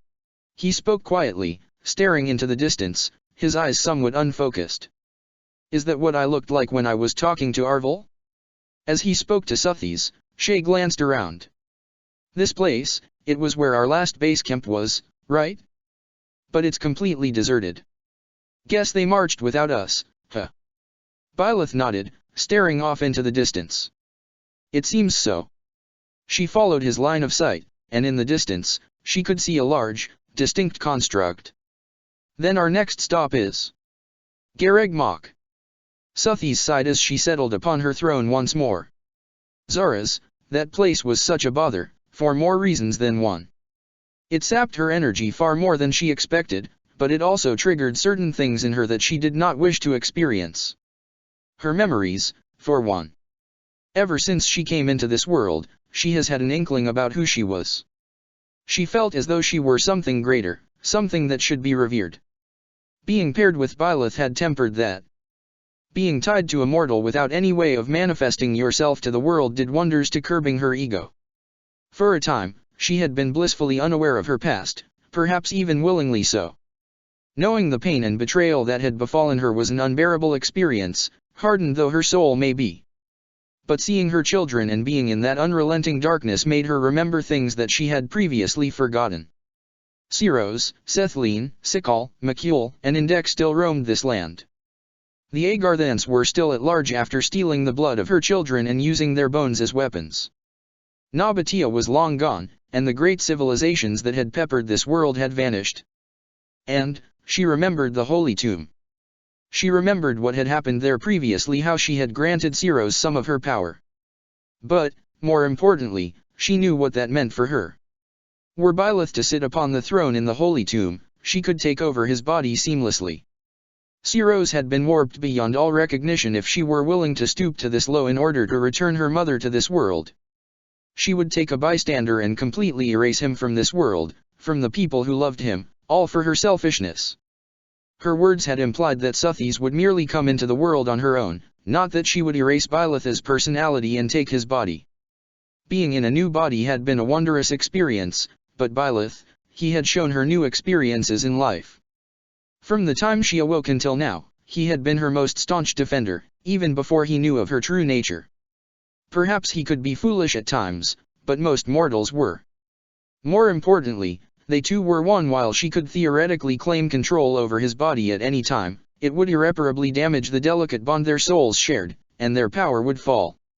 She would never take over his body, not because she wouldn't benefit from it, but because she didn't want to. She didn't want to tell Byleth about her memories, not yet. He would treat her differently, and their seamless bond would change. She was worried about that. An incongruous mesh of souls would weaken her for what may come, and despite everything, she had grown fond of her vessel. Simply by fighting in Zara's, they had grown closer. Their souls had intertwined even tighter together, and their powers, which should have waned in the darkness, grew to staggering heights. She had estimated 7 divine pulses, but now that they had left Zara's, she felt comfortable in saying that they could manage 12. They were growing together at a terrifying rate. How much longer would it be until she held complete control over time once more? When their pulses would be nigh infinite, recharging faster than they could use them. Until they could stride among the world in an ocean of frozen time? She did not know. Perhaps their powers would be greater together than they ever were when she was the goddess in the flesh. Perhaps there was a missing piece. He held her blood, and given that he held no heartbeat, yet had a pulse, she could only assume that he held her heart, too. If that was the case, then in order to complete her power, they needed her body. They needed a hero's relic. They needed the sword of the Creator. Chapter 17, Scarlet Blaze Burn Towards Tomorrow. The year is 1183. With the posthumous blessing of King Dimitri, Edelgard has officially taken her role as Queen of Faerghus after a series of riots in the kingdom. Faerghus hangs in a precarious balance, liable to snap under its own weight any day. Half a moon after taking Gareg Mach Monastery for the Allied forces, the leaders of their armies receive grim news. Emperor Agir of Adrestia, who died in a previous battle, has suddenly made a public appearance, calling for the Empire to enter a pitched defensive battle. With the Empire digging in their heels, Queen Edelgard has to rally her forces for war once more. In the absence of King Regan, it is a fight she must lead alone. In the midst of this strife, two wayward souls make their way home. Once more, the sun rose. Once more, Edelgard rose to meet the day. Her grief had dulled into something easier. Not something that had left her, not quite at the level where she could look back on it with a sad smile, but it no longer bugged her down. Dimitri had told her to live free and soar as high as an eagle. She wanted to do exactly that. So, to that end, she resolved to push through what held her back, to rise each morning and aim higher, to keep on pushing. Their work wasn't done yet. There was still so much that needed to be done in order to cement that future she was aiming for.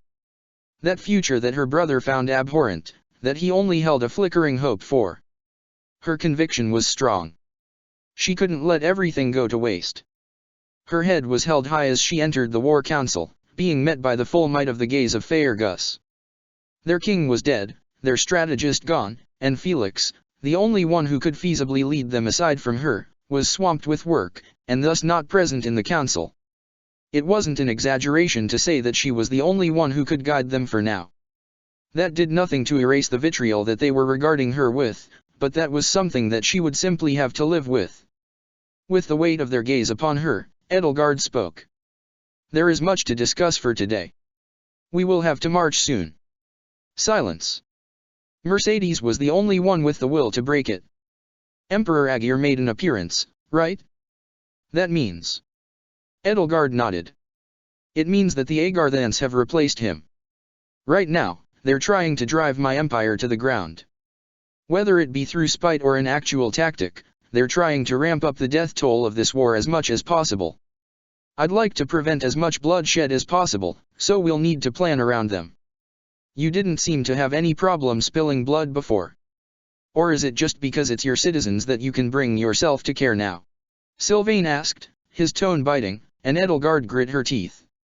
I don't want to spill blood for blood's sake. Even at the start of this war, I only fought against Faerghus because they resisted me every step of the way. My only enemy was Rhea Dash. Your actions would destroy our home. Of course we resisted you. Ingrid shot back, giving her an icy glare. Edelgard took in a measured breath. She couldn't be arguing this point like this. It would bring her nowhere and only lower her standing in their eyes even further, if such a thing was even possible. That was then, and this is now. I'm not at war with Faerghus and should never be again, so I sincerely hope that we can work together. Despite your reservations, this struggle still belongs to all of us. The Agarthans are a threat that cannot be ignored, and my people will be slaughtered and used for their goals if we don't take back my empire. I don't want to prolong this war any longer than necessary, and since Rhea still hasn't returned, then we can only assume that she's been taken captive. We will need to march on them no matter what if you want to get her back. The war council was quiet for a long few moments, and right before she pursed her lips to speak again, Ash began to talk quietly. What's the point of going after Lady Rhea if you're just going to kill her? As much as I want Lady Rhea to come back, I agree with Ash, you're just going to try and take her out again, aren't you? Annette asked, frowning. Minutely, Edelgard shook her head. The only reason I tried to kill Rhea was because she is the one who perpetuates our society that holds back innovation and relies on crests. All I need to do is remove her from power and restructure the central church in order for my dreams to be realized. Rodrigue, resting near the back of the room, stared at her with piercing eyes. We are the holy kingdom of Faerghus. Your Majesty, remember that House Bladdid's divine right to rule is currently only granted by Lady Rhea. I am equally as aware as you are what it would mean if she were to denounce you and strip that right from you. A placating lie will not work here, not when her return means losing all of the power you so tenuously hold. Strategically, the optimal move is to simply kill her, is it not? A headache was already starting to form. Yes, it may be, but I'm willing to negotiate with her. I aim for a united Fodlan under the Empire, something that she will undoubtedly resist. If the worst comes to pass, only then will I fight against her. She'd held a similar conversation with Dimitri once. Back then, she had told him that she would absolutely kill Rhea. In a sense, it had been somewhat of a lie. It was true that her people would likely not accept anything but her death, but at the same time, that was something that could be easily faked. If Rhea truly vowed to never return, and safeguards were put in place to prevent such an occurrence, she could be allowed to live. Of course, such a thing would be impossible. Rhea had never and would never compromise, her character made such a thing clear. It was best to not think about such things for now, however. Ruling Faerghus was an incredibly complicated tightrope act because of Rhea, one that had dug a permanent thorn into her side. Until they rescued her, she would have to bravely charge forth towards the end. Great. So you're saying that the worst will definitely come to pass and you're just gonna leave Faerghus out to die while you reap the rewards of your empire. Great to know. So, should I just off myself now or wait for a rioter to do it for me? Sylvain asked chipperly. Ingrid shot him a pained look. Sylvain, don't talk like that. Ingrid, you know as well as I do that things are only gonna get worse before they get better, especially with someone like her at the helm. I don't want to have to kill my own people just because she does something stupid. The argument would only escalate from here, she realized. It was still too early, their pain still too raw, their situation still too dire for her to have a civil conversation with them, despite their common enemy. She was hesitating to force her will on them because they were Faerghus, their people were too hardy, too strong-willed to accept a forced rule. Everything would crumble if she pushed too hard. Dimitri had told her to weather their rage, and so that was what she would do. She cut in the middle of Sylvain and Ingrid's argument, speaking sharply. Sylvain, despite what you may think, I genuinely do want what's best for Faerghus. I promise you, I absolutely won't abandon your people. I will treat all of them with the same respect I would my empire. That is why I'm insistent that we face my empire now, because if we don't, my people will wither and rot, their faith in me gone, and I will experience the same distress that all of you feel. However, it will be impossible to quell the anger of two nations at once. I want to help you genuinely, I do. But I will not be able to do that if I'm too caught up in the affairs of my nation as well. Her words seemed to settle both Sylvain and Ingrid, at least for the moment. Dido was the next to speak. When are we marching, Your Majesty? At the very least, Dido was capable of holding back his enmity for a moment. She nodded, refocusing. We'll be leaving tomorrow. The Knights of Syros will remain with a few of the commanders from our armies to defend the monastery. We beat back the Agarthan invasion when we took the area, but it's been eerily quiet since.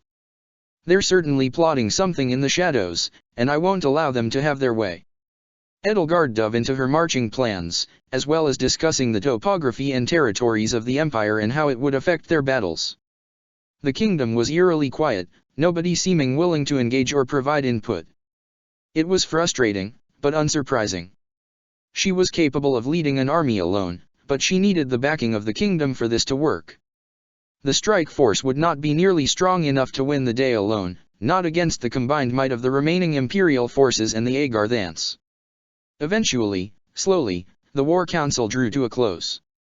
She let out a sigh as most of the commanders left without so much as a word, her head throbbing. Someone approached her quietly, and she wearily raised her head to meet them. It was Dido and Ash.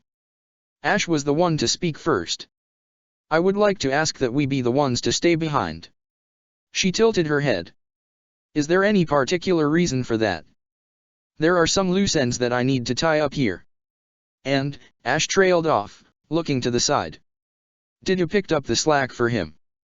He believes he may be able to find more information on Kristoff. I would like to stay behind to tend to the greenhouse. It has fallen into disrepair. His words were calm, but his eyes reflected nothing but loathing. She understood that Dida likely hated her, and he wanted to be away. As for Kristoff, that was a name she had only heard in passing a few times. Someone related to Ash, then. Very well, then. You will be the two commanders I leave behind for the kingdom. I will be leaving behind Linhard and Hubert from the strike force, and while I have yet to speak to the Federation, I imagine that I will be leaving behind Lorenz and Hilda. The two in front of her nodded and departed, and Edelgard let out a long, drawn-out sigh. She stared over the war table numble, plans swirling in her head. There was still so much to do, so much that she had to keep in mind, until she realized her goals. She was far closer than ever before, and yet that future felt farther away than it ever had. She would have to give it her all if she wanted to defeat the Agarthans with minimal bloodshed. Her people would be in the line of fire for this. The more surrenders they could force, the better. It was a shame how loyal some of them were to the crown. It seems that some of the upper echelons of nobles truly wanted her out of the way.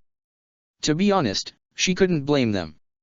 She was, after all, going to rip their power out from under them. Aligning with the Agarthans merely gave them the excuse they needed to get rid of her. The door creaked open behind her, and Edelgard turned to greet the new arrival. Hubert. Have you come with news?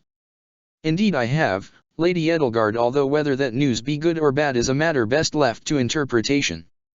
The Agarthans have begun to make their move. She breathed in air through her teeth. Is there anything that needs to be done immediately? No, my lady. Their actions are rather confined for now. However, because of that, I have learned a critical piece of information: the location of their primary base, their home city. Hubert's smile was wide, and a flutter of hope flickered to life within her. Their base of operations, if we have that, we can thoroughly wipe them out. It may not be a perfect victory, but we will be rid of all of their important commanders. With time, we can flush the rest of them out. Shall we rally the forces stationed here, Your Majesty? With Claude gone and Rhea taken, you do, after all, have full executive control. If you wished, we could divide our forces and face them seriously. Edelgard considered the possibility seriously. No, we won't rally. Not everyone, at least. If we inform the kingdom, half of them are liable to jump ship and charge in blindly. Not only will that split our ranks, but it will inform the Agarthans that we're aware of their whereabouts. Our advantage could be lost in an instant. Instead, we should rely on a focused charge. I'll proceed as planned, leading the kingdom, strike force, and Federation soldiers to the south to retake Inber. If they keep their guard lowered, a surprise attack with a small force is likely to turn the tables entirely. Hubert smirked sinisterly. My lady, are you suggesting sending the knights after them? Edelgard nodded. The knights will want to take revenge on them anyways. Let the information slip quietly, Hubert, and give it time. So long as one or two of them learn about it, they'll all push forth and lead the charge. While there is still the loss of our advantage, the knights are admittedly a well-rounded force that can handle almost anything the Agarthans will be able to throw at them, rather than an emotional and disjointed kingdom force. We should have retaken Inber by the time they arrive. If we send an auxiliary force after them, we may be able to overwhelm the weakened Agarthans and, if necessary, kill Rhea. If that happens, I'd rather the knights be as little of a threat as possible. Do you mean to join the force yourself, my lady? Hubert asked, folding his hands behind his back. Yes. I'll leave Ferdinand to handle the matters of state after we take back my empire. Where is the entrance located? Eastern Hyrm territory, my lady. In the mountains. I'll show you the exact coordinates later. Understood. That's likely where they took Rhea, if they haven't outright killed her. I should get there in a relatively short amount of time. It would save me many headaches if she was dead, but if you happen to find her before I do, Hubert, I want her alive. We will need to speak. Edelgard ordered, confidence finally filling her. There was an ending in sight now. Victory was possible. As you command, my lady. Hubert, while you're here, how goes your research on Zaris? The Ashen Demon will be a welcome addition to this battle. He frowned, the skin around his eyes tightening. Not well, my lady.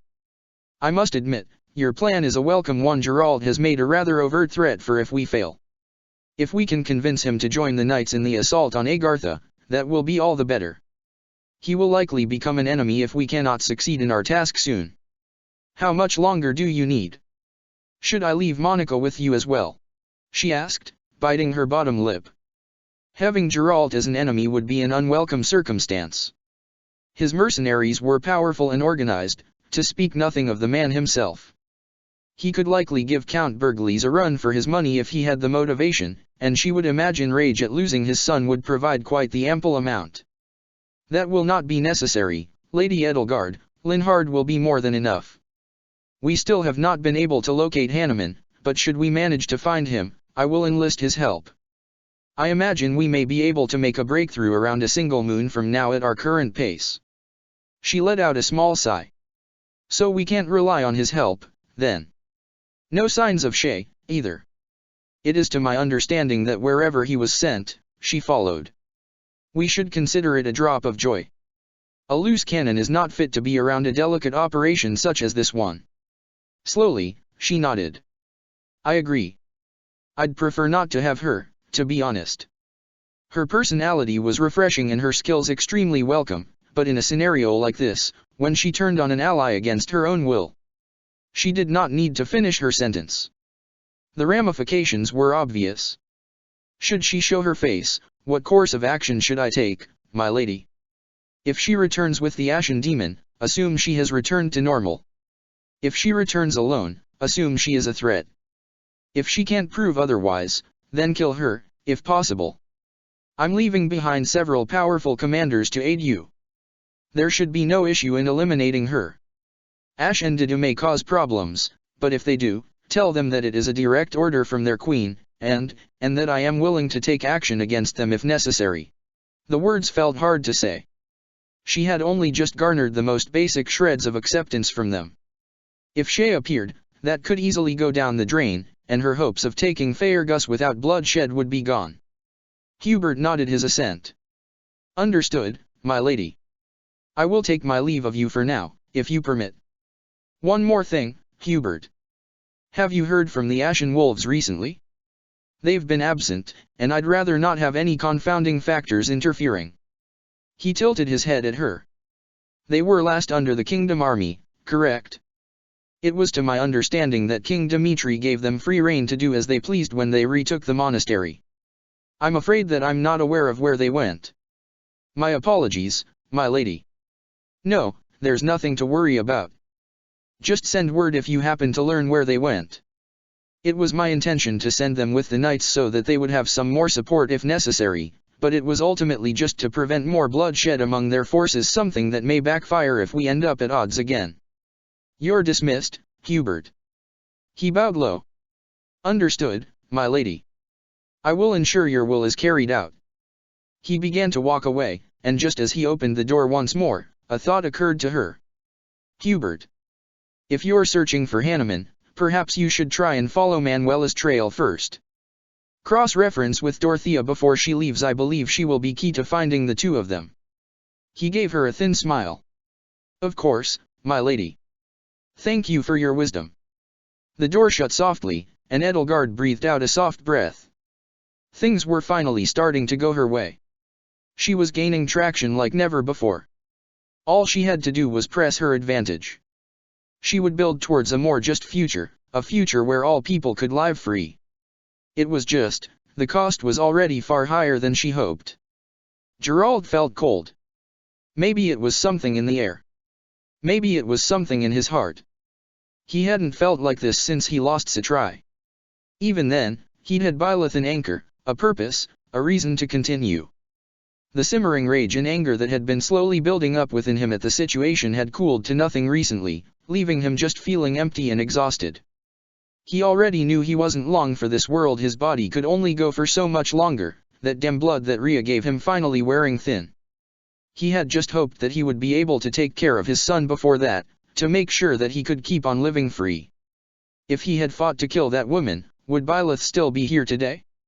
Not whisked away to whatever magic dimension he had apparently been sent to. He didn't know. And, staring over Citrai's grave, he wasn't sure he ever would. I've really made a mess of things, haven't I? He mused aloud quietly. Slowly, he sat down in front of the grave, twirling the flower he brought in his hands. It was a tiny, delicate thing. Sorry that I never came to visit earlier. Things have been hectic. Although, I guess that's not much of an excuse, huh? He let out a soft sigh. Citrai, I've done my best with him. Tried to raise him as best I could.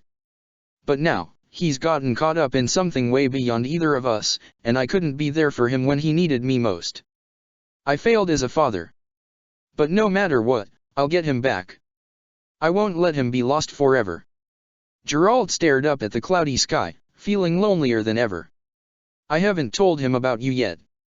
I should have, I know, but it never seemed like the right time, and he never asked. Never brought it up, never wondered. Sometimes I question if he would be normal if I had stayed. If he could have lived a normal life where he would smile, here in the monastery, instead of living the life of a bloodied mercenary. Sometimes I wonder if things would have been worse, if Ria would have swooped in and done something, just like she did after he was born, huh? I guess there's no point in thinking about it now. I've been thinking a lot about the past lately. I guess that's what happens when you start getting old. When I turned 100 and was still as spry as I was in my 20s, I thought I had nothing but time. Now, I wonder where it all went. It's been over 20 years since he was born, Citrai. I can't even remember his birthday. Time betrays you like that, I guess. In a moment like this, he itched to have a good glass of ale in front of him, some barrier for his mind, a way to forget about the problems that plagued his mind. When he thought about Citrai's disapproving glances whenever he drank too much, though, the thought of drinking curdled his stomach. He remembered Byleth's first drink. His son had barely been 16. He'd performed so outstandingly well on a mission that the mercs had insisted they take him out partying. His eyes had been wide as he took his first drink, and they watered at the strong taste. Gerald could still remember feeling a small smile grow at the edge of his lips as he watched the men cheer after Byleth downed the entire mug. The boy had stumbled back to their room at the inn 2 hours later, completely stone-faced. The only tell that he was drunk was the fact that he couldn't even manage to walk in a straight line. Dealing with the kid in the morning was a hassle that day. He let out a soft chuckle at the memory, lowering his eyes. He'd really trampled his way across Fodlan, leaving as many unpaid tabs as possible. It wouldn't matter soon, anyways. After over 300 years, it was probably around time that he started to overstay his welcome, anyways. His body was already slowly starting to break down from the abuse it had constantly endured. Hesitantly, he clenched his fist. It was still shaking. Ugh. With a quick grunt, he slowly pulled himself up to his feet. I'll come back, I promise. I have to go get our boy back. As soon as possible, I'll be back to you. Slowly, he forced himself to turn and begin walking. But, standing at the entrance to the cemetery was a familiar face. Seath stood, staring at him resolutely, even sadly. His hands were folded behind his back. Gerald let out a soft sigh. Seath. Did you have some business with me? The green-haired man let out a short nod. Yes, indeed. I didn't want to interrupt you. Gerald rubbed the muscles in his shoulder, feeling how tense they were. Well, you wouldn't be the first. Seath's eyes seemed to be staring at something far away. No, I understand all too well the situation you are in. I lost my wife quite a few years back myself, and I understand what it's like to worry for a loved one that you believe is gone to you.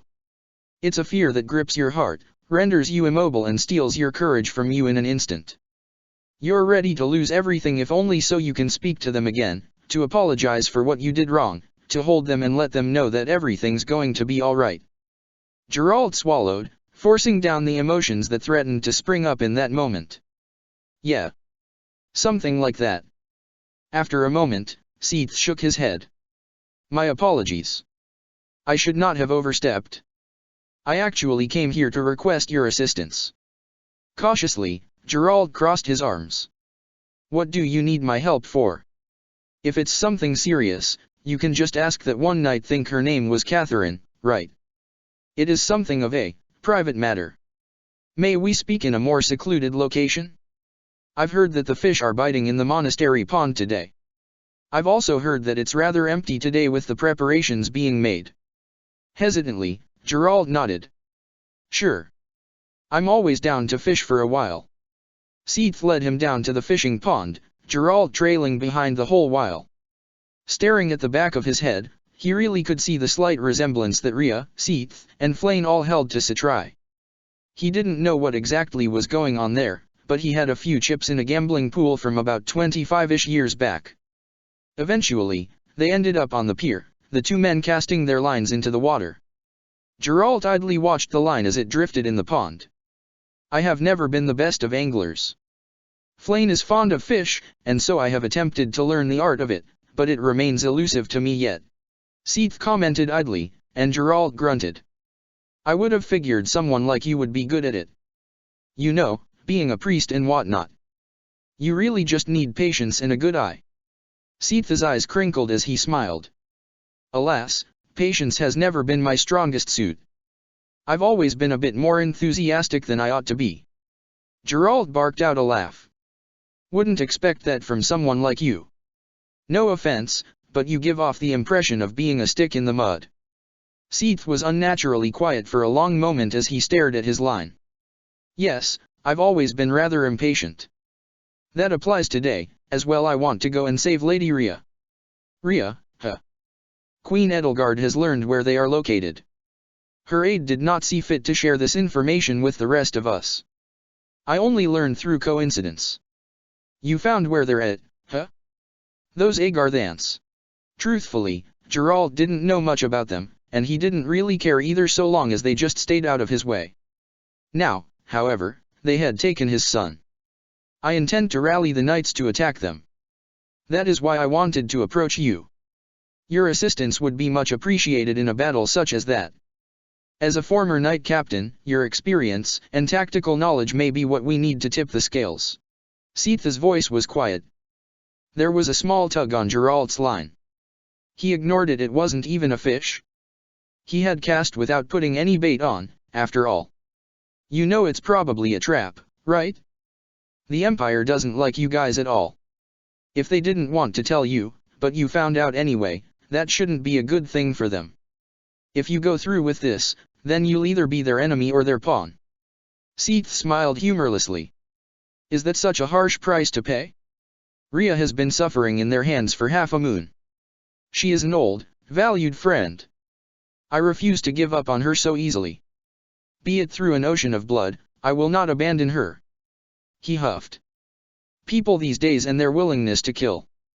But, at the same time, Rhea has often implored me to consider my safety over her own. She has remained a constant throughout this world, in such a way that I fear she cannot be replaced so easily. I am attempting to do my best as the acting Archbishop of the Faith, but many things are beyond my scope of expertise. Even beyond my own inadequacies, however, it would be impossible for me to hold my head up high and say that I performed to my best if I did not leave soon to help her. Would you not do the same thing for someone you considered family? Seath asked quietly. Gerald was quiet for a long moment. And what do I get out of helping you? Rhea is far more skilled than I when it comes to magic. If there is anyone who will have the ability to open a portal to save your son, it will be her. If you can ensure our success, then she will save him. I can guarantee it.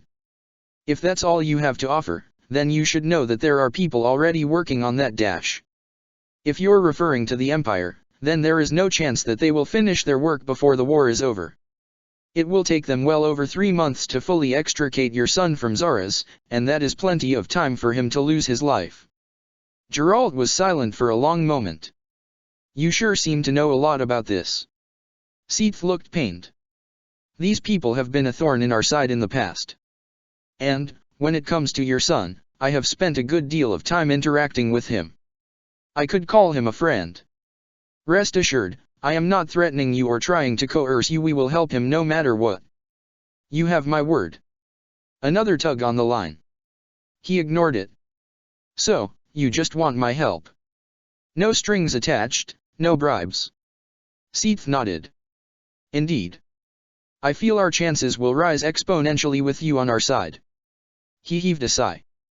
It was true that he said he would go back and help Rhea if the Empire didn't save his son. It was equally true that he was still wary of her. Whatever she did to Byleth, he wasn't sure if he could forgive her or not. Knowing all that, was it still right to go on some sort of crusade to save her? But, when he thought about the fact that he could see his son again, the thought of not trying to help echoed a dull pain through his chest, and he knew what he had to do. Lead the way, Seath. We're lost. We are not lost. Byleth stared at Shay, unimpressed. Wasn't it a straight line from our camp to the monastery? Well, you were there when we got attacked by those thieves. Yes, I was. I was also there when you suggested running into the forest instead of standing our ground and fighting. There were a lot of them. That's immaterial. We would have won. Well, maybe I just didn't want to kill them. You ever think about that? She snapped. Byleth went silent, following sullenly alongside her. She was mad at him again, and he wasn't too sure why. They had been wandering for a few days now. Food and water weren't an issue. Hunting was abundantly easy with their skills, and water was easily accessible around the mountains that the monastery was nestled in. The largest difficulty they ever encountered was deciding sleeping arrangements. The nights were starting to get cold. A fire could last all night, but they had no protection from the chill aside from that. Shay had suggested they sleep next to each other exactly once before backpedaling and frantically telling him that she was joking, but that they could still do so if he wanted to. She used a lot more words than that, but it was the gist of what she said. After a long stretch of silence, Byleth spoke. If we aren't lost, then do you know where we are? Of course I do. We are. Shay pushed through a thick section of underbrush, and a vast expanse opened up to them. They could see for miles. Everything seemed to open up for them. In any other circumstance, that would be perfect. At the bottom of the monastery. Byleth finished. The base of the monastery, the place they could actually enter, was miles and miles away. They were below the bridge to the cathedral. Nobody would come get them. See, we made it. We weren't lost at all, Shay said, not an ounce of pride anywhere in her voice. There are many ways to describe the path we took, and I wouldn't use the word informed in any of them, but yes, you did lead us to the monastery. Byleth agreed. And you'd better be grateful, too. Shay, geological extraordinaire, has saved the day once more. Geographical. What? Geology refers to rocks. Geography is terrain. What are you talking about? You said geological. Did I? I don't think I did that. It doesn't sound right. Byleth just sighed, glancing around. Was there anything that could help them? Preferably some way to call out to a practicing Pegasus rider? That rock. Byleth mumbled aloud, moving forward. Are you bringing up rocks again? Hey, wait up. He set off at a light jog, Shay at his heels. He examined it closer, staring at the intersecting lines and oddly shaped formations. This is a hidden wall. A hidden wall? How can you tell? He pointed to the edges. The stone in the edges is incongruous with the rest. I've seen something like this in underground passages before. There's probably a way to open this hidden somewhere around here. Okay, but I don't really feel like going through. Whoa. Shay yelped as he raised his hand and cast Ragnarok, the spell shattering through the rock in an instant. When the dust cleared, there was a clearly visible winding path with long extinguished torches. Rhea said that there was an area beneath Gareg Mach that held something that would appeal to me. If there's anything that can help in the war effort, I ought to investigate. Suthies will know more about it than I will. She's been quiet recently, but the way she talks, the way she feels, even her very soul seems different in a way. Something happened in Zaras, and I'm willing to bet that she remembered something important. You don't even know if that leads to the right place. Hey wait up. I swear, you're so impulsive sometimes. Shay grumbled as she caught up to him. The underground area was dark and damp, and he raised his hand, creating a simple light. You have no room to judge someone for being impulsive. Hey, I'm doing my best. She shot back. He hummed, and they continued on. The road was winding.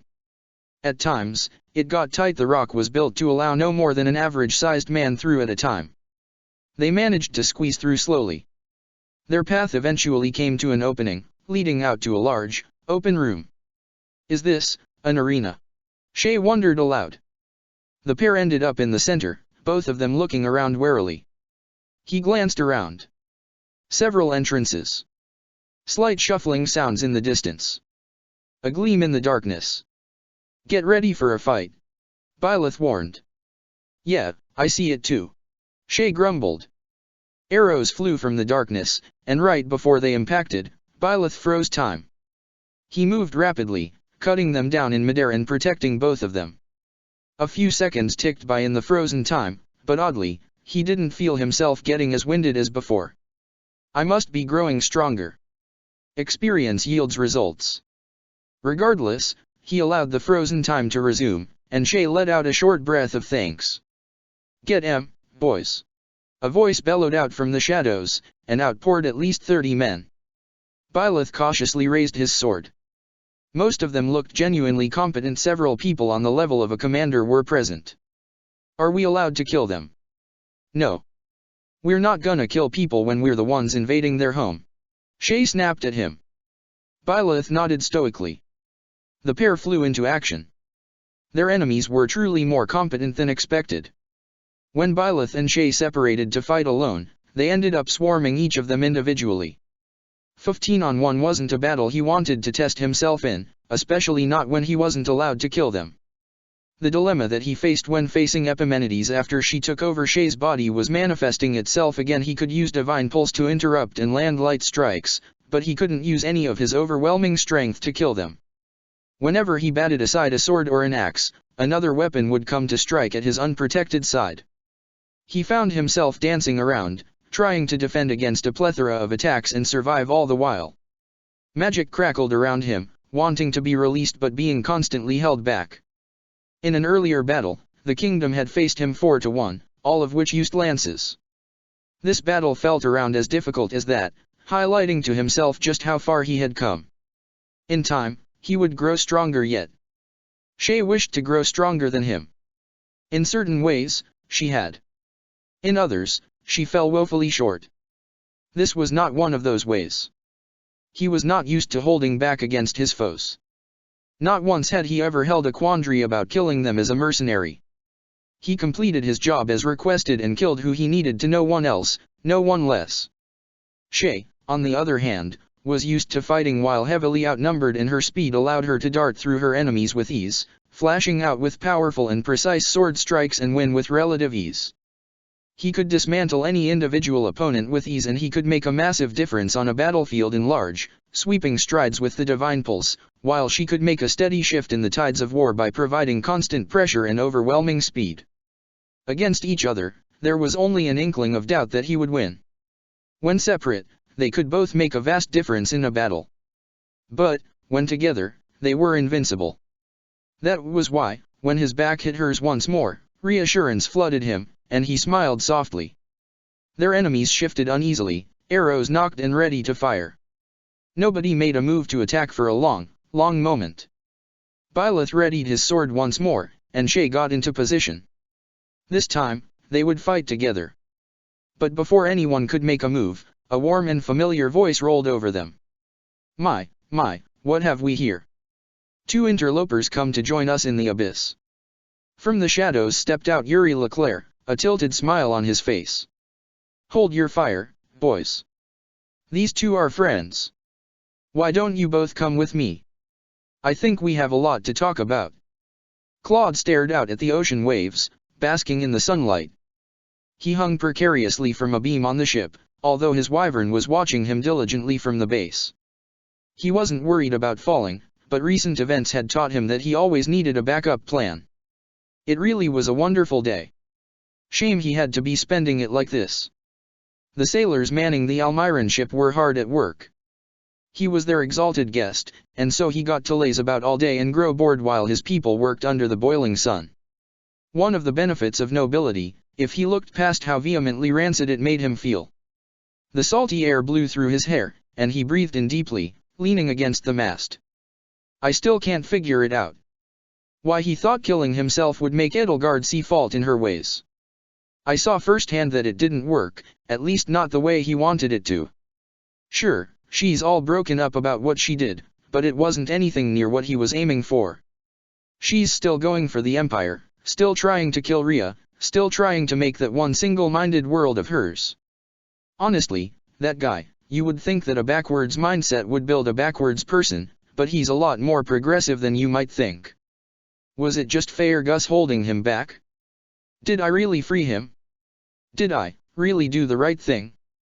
Claude stared out at the rocking waves, and then he gave off a short chuckle. I've been thinking way too much lately. Sometimes, you just have to do it and worry about the consequences later, he mused aloud. At least, I finally got the chance to give the dagger back. The dagger's comforting weight wasn't at his side anymore, and it made him feel somewhat naked, but he had something else at his side now anyways. The sword of Belgado was a perfect companion, something that fit into his hands easily. He wasn't exactly a master swordsman, but he wasn't some rube who hadn't ever held one before, either. He was able to wield it with deftness, and it didn't seem to suck the energy out of him like Failnaught did. Hey, kid. Get down from there. A voice came from below, and Claude glanced below. Nader was hollering up at him. With a sigh, he grabbed the rope that dangled from the side, and with a short grunt of exertion, he slid to the ground, ignoring the slight burn that built on his calloused hands. What's wrong, Nader? Where's the fire? Under your ass, kid. Your father sent a list of candidates to you. He wants you to go over them and give him a response when we return to Almira. Claude gave a small sigh. The only reason he was going back home at all was because of his father. The old man was getting, well, old. He wasn't exactly going to kick the bucket anytime soon, but that didn't mean he didn't want his son coming back. Claude needed to come and solidify his position in court now that he had beaten his brother in righteous combat, and there was just no getting around it this time. Not now that Nader actually knew where Claude was and could, reach him. Except, the issue was, Claude was a royal heir to the Almiran throne. If he took the role, there would be certain benefits and burdens that he would have to accept. The most pressing issue of which was now in his hands. A list of candidates for a retainer, Claude mused aloud as he leafed through them. Much like Dida for Dimitri and Hubert for Edelgard, Claude was being forced to choose a retainer, a person to walk beside him as equals through thick and through thin. When he had first learned of that issue, his mind had immediately defaulted to Hilda. She had no noble obligations, was strong, and was at least marginally loyal to him. The second thing his mind had defaulted to was the fact that he had told nobody that he was Almiran. Even Dimitri only found out through that final battle, and Demthales for almost spilling the beans to Edelgard, too. Truth be told, the list was pretty appealing. Some of the people were genuinely pretty skilled, and would be good to keep by his side. Intelligent, long histories of working for nobles, skill with managing the court, and the ability to take charge in his absence. None of them were lacking. Some of them even offered other services, not that he was willing to take any of them up on them. I know how little you want to be involved with stuff like this yet, but I promised your father that I would at least get you to think about it. Do any of them catch your eye? Nader asked, looking somewhat guarded. Claude hummed, staring at the final candidate. He pondered deeply. This was a choice that he would be making that could decide his entire future, after all. A retainer was someone chosen for life. They weren't easily replaced. A perfect equal for life? It was arguably more important than marriage. He crumpled up the paper and tossed it over the edge. Nader watched with dismay as it went into the water. So I'm gonna take that as a no, Nader sighed. Nah, some of them were good. It's just that I've got someone a lot more interesting in mind. Nader turned to him, his eyes cautious. Claude grinned. And who might that be? Nader asked. Why, he might be far closer than you would ever imagine. On this very ship, even. Below your very nose, one might even say. Nader looked lost for a long moment before his eyes widened dramatically. Wait, you can't possibly. Are you referring to Dash? Got it in one, Nader.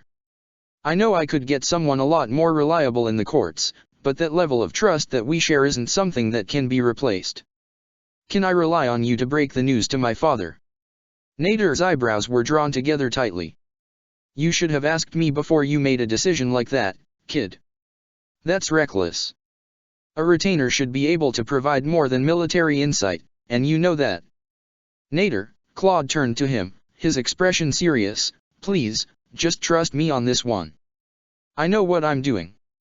Nader let out a sigh. All right, kid. I'll trust you. Just know that I don't agree. Hey, I have faith in you. He won't kill you over this, not when you are already so valuable. Besides, in the worst case scenario, you can just drop it under his nose in the morning again. Don't remind me of that. Oh, I'll remind you of it a lot. You won't get away with that under me, Nader. I don't exactly have a wife to keep me awake until late at night, not yet, anyways. If that was all, though, I'm gonna get back to my whimsies. Claude gave a brilliant grin, grabbed the rope, and began to climb, even as Nader looked vaguely on the edge of a heart attack. He reached his perch once more with some ease. Not his first time climbing to a high elevation. Nader doesn't have to be happy about it if he doesn't want to be. But, that's between me and him. I have the final choice for my retainer, so he'll have to learn the court really quickly. It's not up to him anymore, anyways. Claude stared up at the white clouds hovering high over the azure sea, and he mindlessly twirled an arrow between his fingers. There's still too much to worry about right now. Ugh, I gotta get back as soon as possible. My best scheme yet can't be uncovered. So long as Lysithea can keep quiet, we should be fine. At the thought of his final, hidden weapon, Claude managed a wry grin. Edelgard, you better not overstep too much. All it takes is one day, and I can crumble everything you've ever worked for. Neither of you should have ever trusted me if you wanted to build your ideal futures. Don't blame me when I've told you about my nature from the very beginning. Chapter 18, Cindered Shadows Monastery Mysteries. Hold your fire, boys. These two are friends. Why don't you both come with me? I think we have a lot to talk about. Shay breathed a big sigh of relief, lowering her weapons. Yuri. Man, it's good to see a familiar face again. How's everything been going? Yuri's smile didn't reach his eyes. We'll talk a bit more when we reach the abyss proper. A lot has changed topside, and there's something that I need to talk to you about. It might not pertain to you personally, demon, but bear with me. Byleth just shook his head. Something like that doesn't matter. Glad we could reach an agreement, then. Come along, you two. I'd rather have this conversation in the comfort of the abyss instead of having to shout across the arena. Yuri gestured for them to follow, and both Shay and Byleth fully let their guards down. From what she knew of Yuri, he was the leader of the Ashen Wolves, who came from Abyss. He'd been nice to her in the short time she'd gotten to know him, and he was a bit flirty, but that was about all she knew. Yuri, and the Ashen Wolves as a whole, were largely an enigma to Shay. Yuri led them down winding paths, moving like he knew the terrain like the back of his hand. He probably did, actually. It was around halfway through their walk that Yuri paused for a moment, turning to her. Do you need to take a break? I don't want you to hurt yourself just to keep up a mediocre pace like this. Shay blinked, struggling to comprehend what he was asking for a moment, before it finally clicked. Oh. No, you don't have to worry about me. I'm all better now. Yuri stared at her flatly. All better now, huh? Yep. I'm fully healed. My legs don't even hurt anymore, see? To demonstrate, she slammed her fist into her thigh. The demonstration was somewhat ruined by the wince she gave off from the force she hit it at. Luckily, Byleth moved to help. She's telling the truth. Yuri's eyes moved between her and Byleth for a long moment. All right, I hear you. You're all better now, then. I imagine that's quite the story, but let's hear it when we get to Abyss. The group set off at a far higher speed than they began, Yuri no longer pacing himself for her sake. She enjoyed the pace, honestly. It was nice to just let loose now that she was feeling better. It was unimaginable how refreshing it felt to just be able to run without care, her mobility restored and her power back to her. Eventually, they broke through to a larger area, and Shay's eyes went wide at the sight. It was like a whole underground city, with people wandering around, shouting out prices, showing off wares, and, unfortunately, begging. The area was lit wonderfully despite its underground nature, and she almost paused in awe of the sheer scale of what was beneath Garreg Mach. "This place is incredible," Shay breathed out. "You're one of the only ones to think that, let me tell you that much. Welcome to Abyss, a home for the forgotten and the depraved, a home for those who have been discarded and cast out for society, and a home for those who can no longer live in the light. To some, it's a prison, to some, it's paradise. Which will it be for you, I wonder?" Yuri's eyes were oddly serious as he stared at them. Byleth just shook his head, staring around. A place such as this shouldn't exist. Shay paused, turning to stare at him. "Hey, you can't just say something like that. This is their home. It shouldn't have to be. To be shunned from the light, it isn't right. It's probably better to say it shouldn't have to exist. The goddess would never allow something like this to occur." He gave her a pointed look, and she came to the sudden realization that these were likely Suthi's words. It was still weird to her that Byleth literally had the goddess fused with his soul. He was a mouthpiece for a being that most people literally worshipped. Was he even aware of how much that meant for him? For all of Fodlan? All he had to do was make Suthi's existence common knowledge, and half the continent would probably bend to his will. "You're not alone in that assessment, Byleth. Still, the goddess hasn't exactly done much good for some of the people down here, so if you like not having a knife in your back in the middle of the night, I wouldn't recommend telling other people that opinion. Didn't know you were the devout type, though. You become more interesting with each passing day," Yuri said as the three of them began to move through Abyss. "The goddess is real," Byleth responded confidently. Shay felt her heart drop. Quietly, she tried to signal for him to not say things like that, but he just gave her a blank stare. "I'm glad you're confident in that. It's becoming more and more rare to hear these days. I follow the teachings of Siros as well." Yuri's voice was somewhat less guarded as he gave Byleth a sideways glance. The three of them were all somewhat quiet as they traversed the underground city. In the distance, she could hear music. "Is there a festival going on or something?" "Something like that. There's a reason I've been stuck down here for a while. With Garreg Mach taken over by the Empire and the Agarthans in sequence, it was impossible for us to hold Abyss with any sense of safety. One wandering guard in our entire operation would go up in flames. So, we sealed off as many entrances we could and closed the last ones behind us. We were only able to get back once we retook the monastery, so the people here have been celebrating ever since we got set back up down here. Honestly, I'm looking forward to it dying down. There's only so much partying a man's liver can handle." Shay nodded in agreement. Too many long nights in Fhirdiad had led to that same unfortunate conclusion. Still, though, it was good to hear that they'd taken back the monastery. She'd believed in all of them, of course, but there was still that undercurrent of worry that coursed through her whenever she thought about their attack. If nothing else, she was looking forward to fighting with Dimitri and the others again. Yuri led them through a set of doors, swinging open to reveal something that vaguely resembled a classroom. The room itself was devoid of people, although empty wasn't a word she would use to describe it.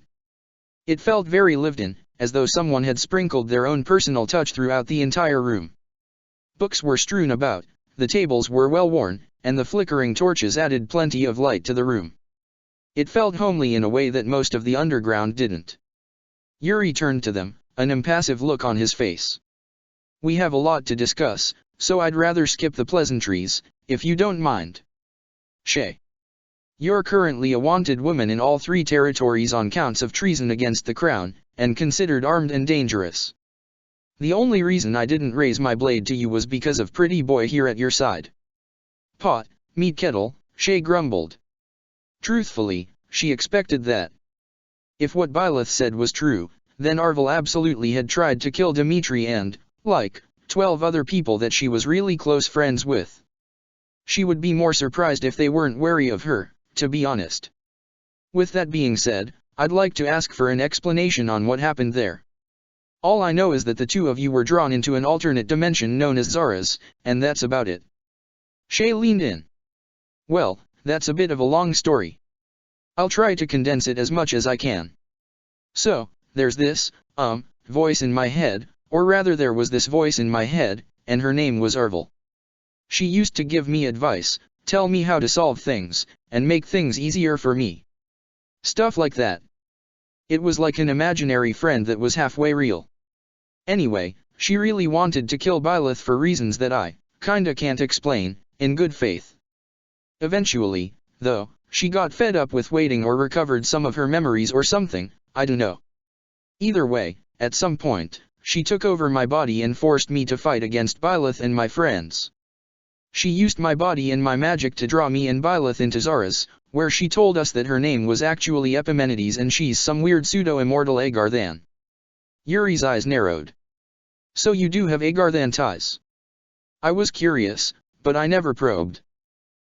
Yeah, I guess I do. It's hard to say.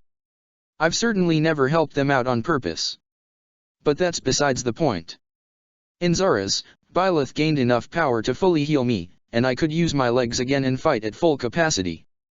There, we fought and killed Epimenides. It hurt, a lot.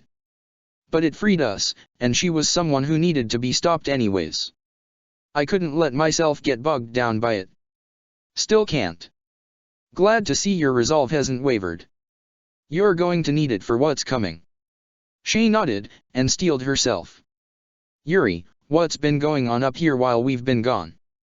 We obviously took back the monastery if you're here, so.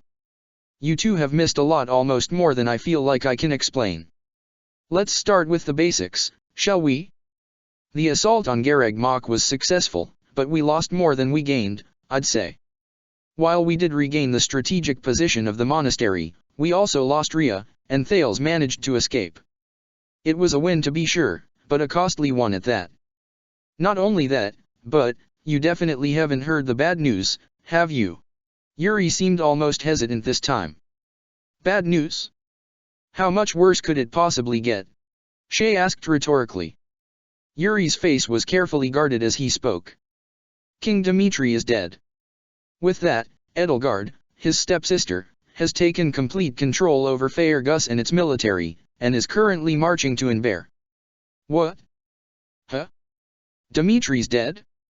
Wait, that doesn't make any sense. There's no way that Dimitri would die like that. Claude's official ruling is that Edelgard was affected by an Agarthan spell and forced to attack him, but knowing him, I have my doubts. Whatever the truth is, there's no way of knowing it without asking people who aren't here anymore.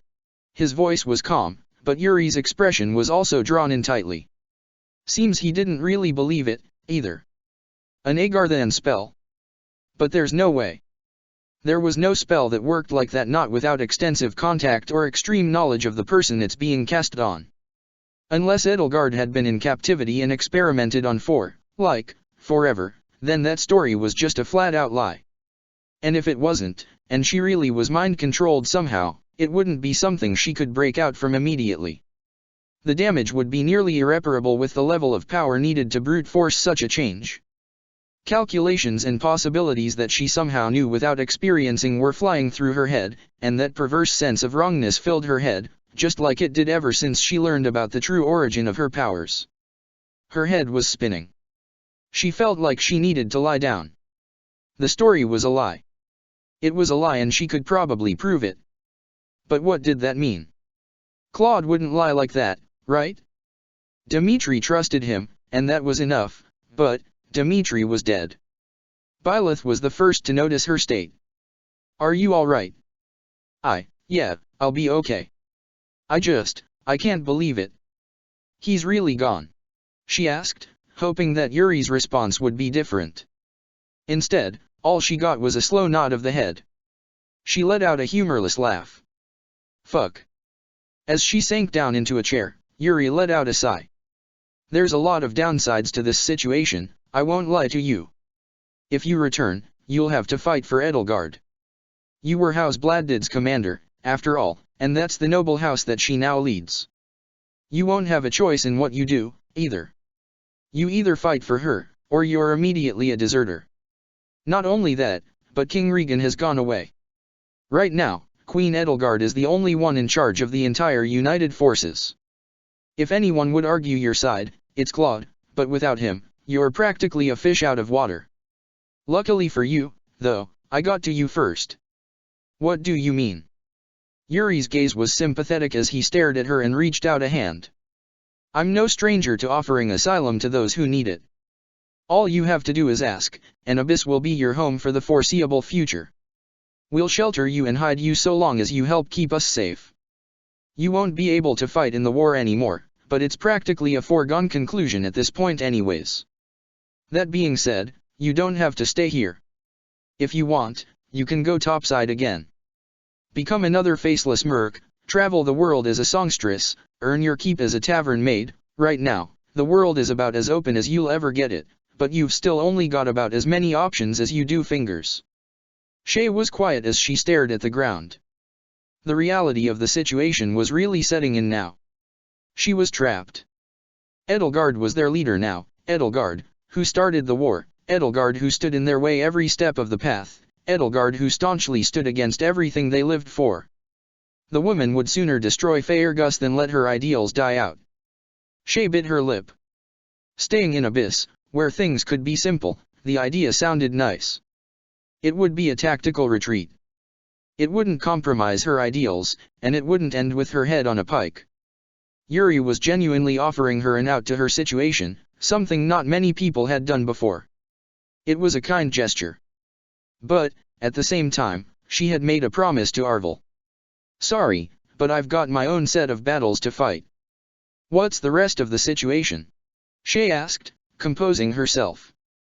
There would be time to grieve for the fallen later. Dimitri's death, it didn't surprise her as much as it should. Dimitri had never wanted to live, after all. He treated his life like a tool, something that was akin to a blunt hammer that you could take to any boulder in his path. He could split through most obstacles, but eventually, the hammer would break. It was melancholic to think about. She would drink in his honor tonight. It wouldn't be the first time she had lost a friend. It was just the first time it had hurt so fucking bad. The rest of the situation? Depends on your point of view. It's been over half a moon since you two vanished, so dash. Half a moon? Byleth asked. Yuri paused. Yeah. Half a moon. Why? We only got out of Zara's, like, 5 days ago. Where did the rest of the time go? Shay asked, exasperated. Byleth turned his head to the side, suddenly looking thoughtful. Could it have been my power? Yuri just sighed. Look, from what I've heard, the place you two were sent was completely separate from logic. For all we know, half a moon really did pass for you and you just weren't aware of it.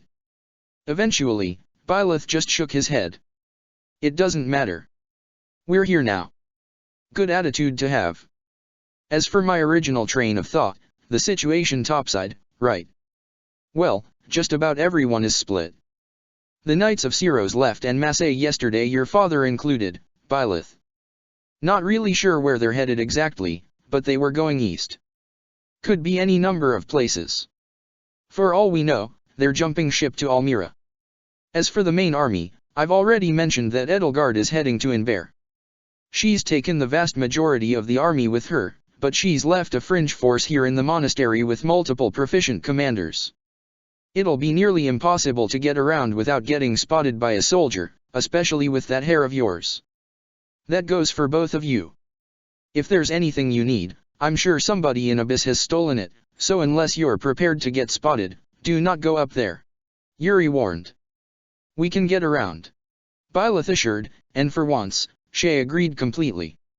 With the combination of their unique talents, they could very easily get around without being spotted. Right, I'm sure you can.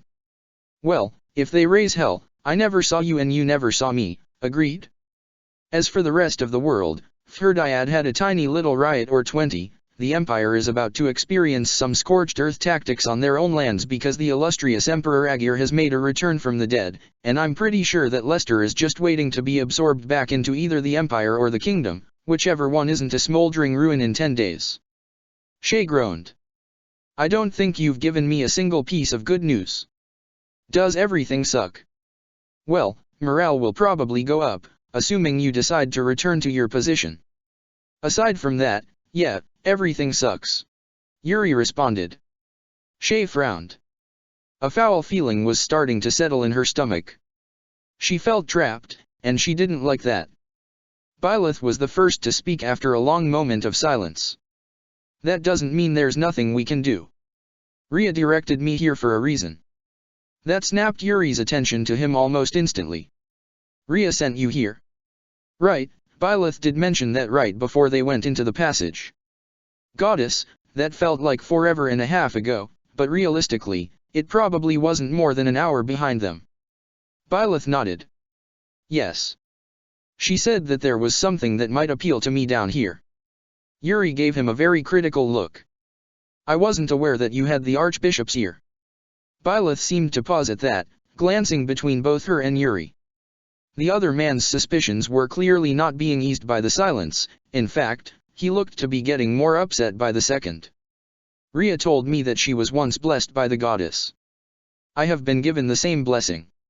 She wanted to discuss what that meant for me, and to offer me a position in the church. Shay's eyes went wide. That's right, hadn't Siros been blessed by the goddess? And, considering the fact that Byleth had the goddess tied to his soul, it probably made sense that she was interested in him, huh? Yuri seemed equally as surprised as her. Blessed by the goddess, I guess that explains why you're so confident that she's real. That's all well and good, but do you have any proof? I won't be giving you anything unless you can prove that assertion. Byleth sighed, and then, he vanished from where he was standing. Shay was used to this by now. That power of his let him do things that she didn't really get, and he wasn't really keen on explaining it to her. Yuri, however, went pale, and his hand flew to his wrist. You dash. Byleth was standing behind him, holding out Yuri's hero's relic. Is this good enough for you? Yuri narrowed his eyes, and casually took his relic back. If not for the slight shaking of his hands, she would suspect that he was completely unaffected by the showing. All right, understood. Guess I won't be messing with you, then. As for what you're after, there's really only one thing that Rhea could have meant, but I'm not too sure you're going to like it.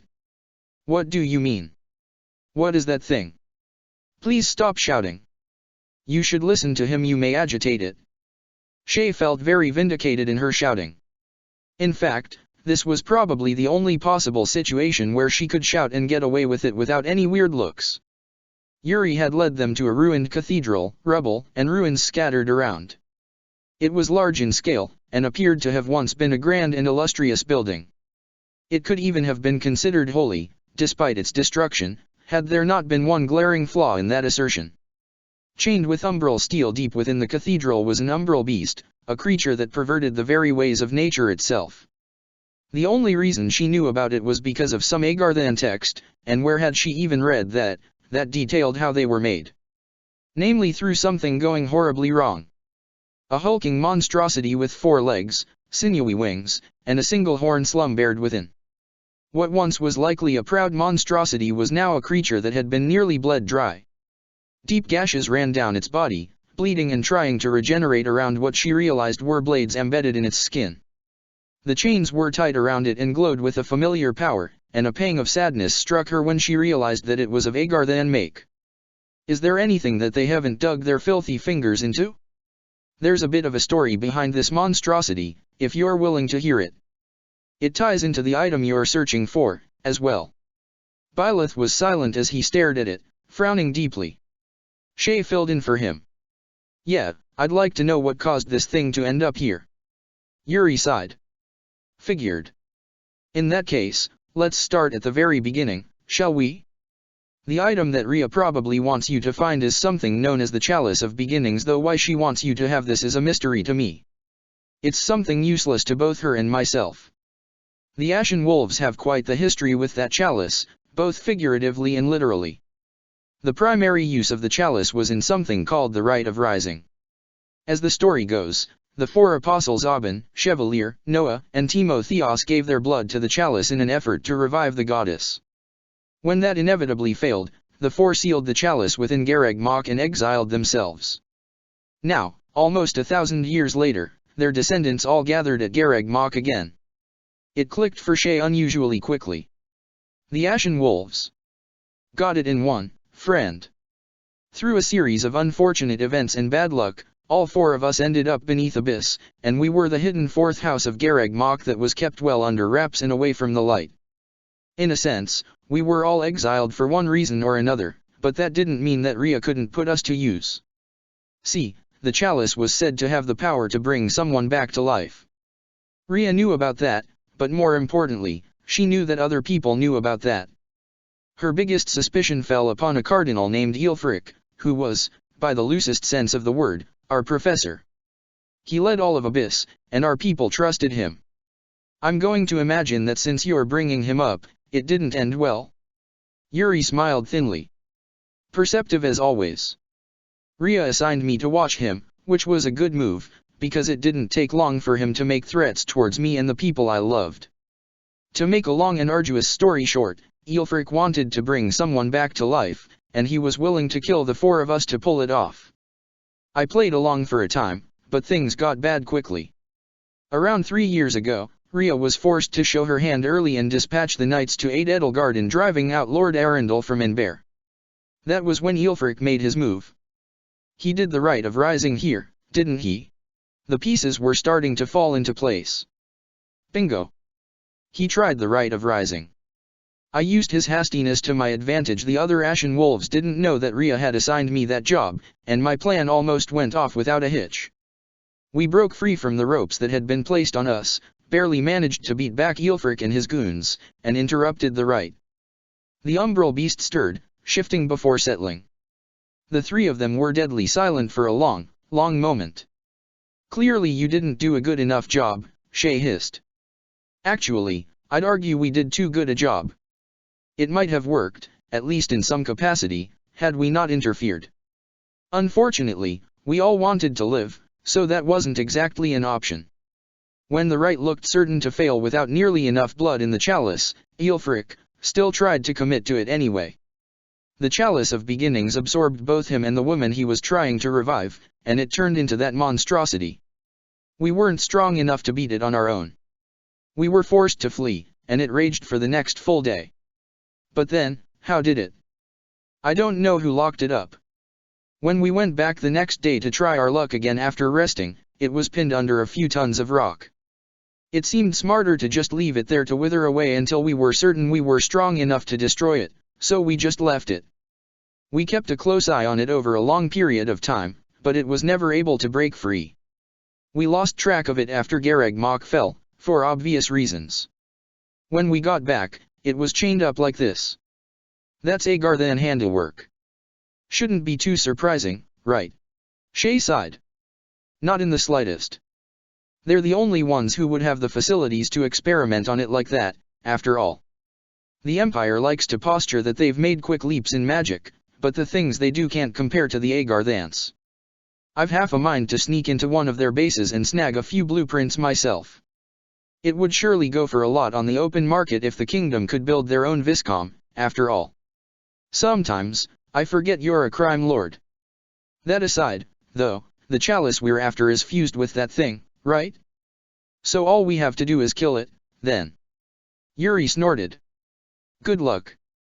When we were younger, we were too weak to succeed in killing it. Now, when we've come back, something's changed. It's started to regenerate faster than we could hurt it. The only thing that sticks is damage from a hero's relic, something which all of us have.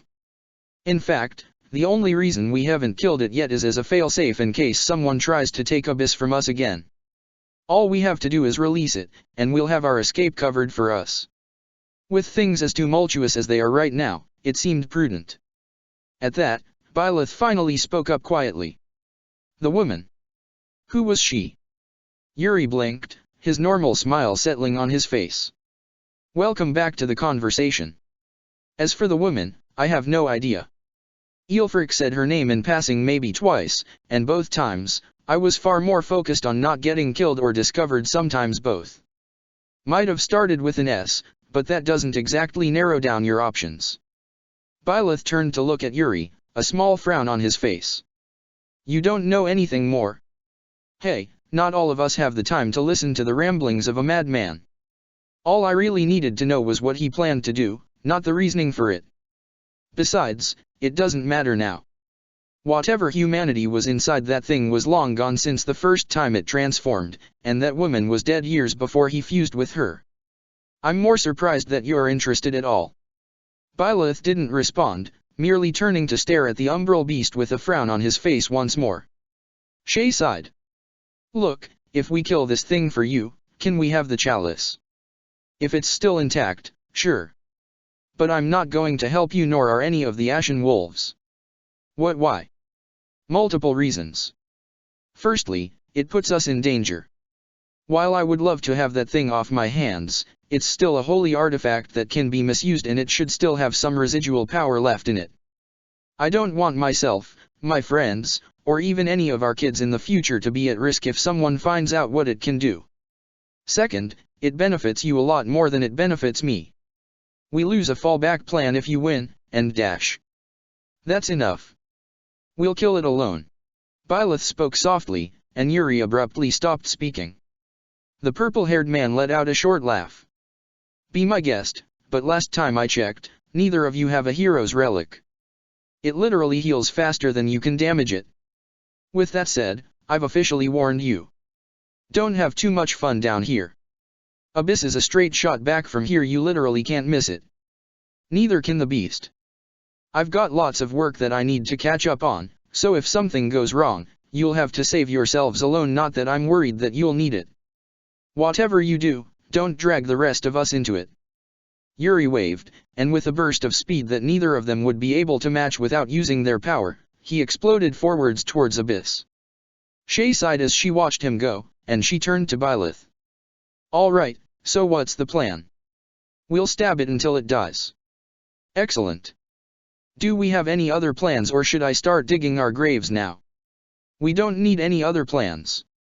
Are you being obtuse on purpose, or are you genuinely not seeing the issue here? That thing needs to die. Something about it is wrong. It's perverse. I can't let it go on. I can't dash. Byleth.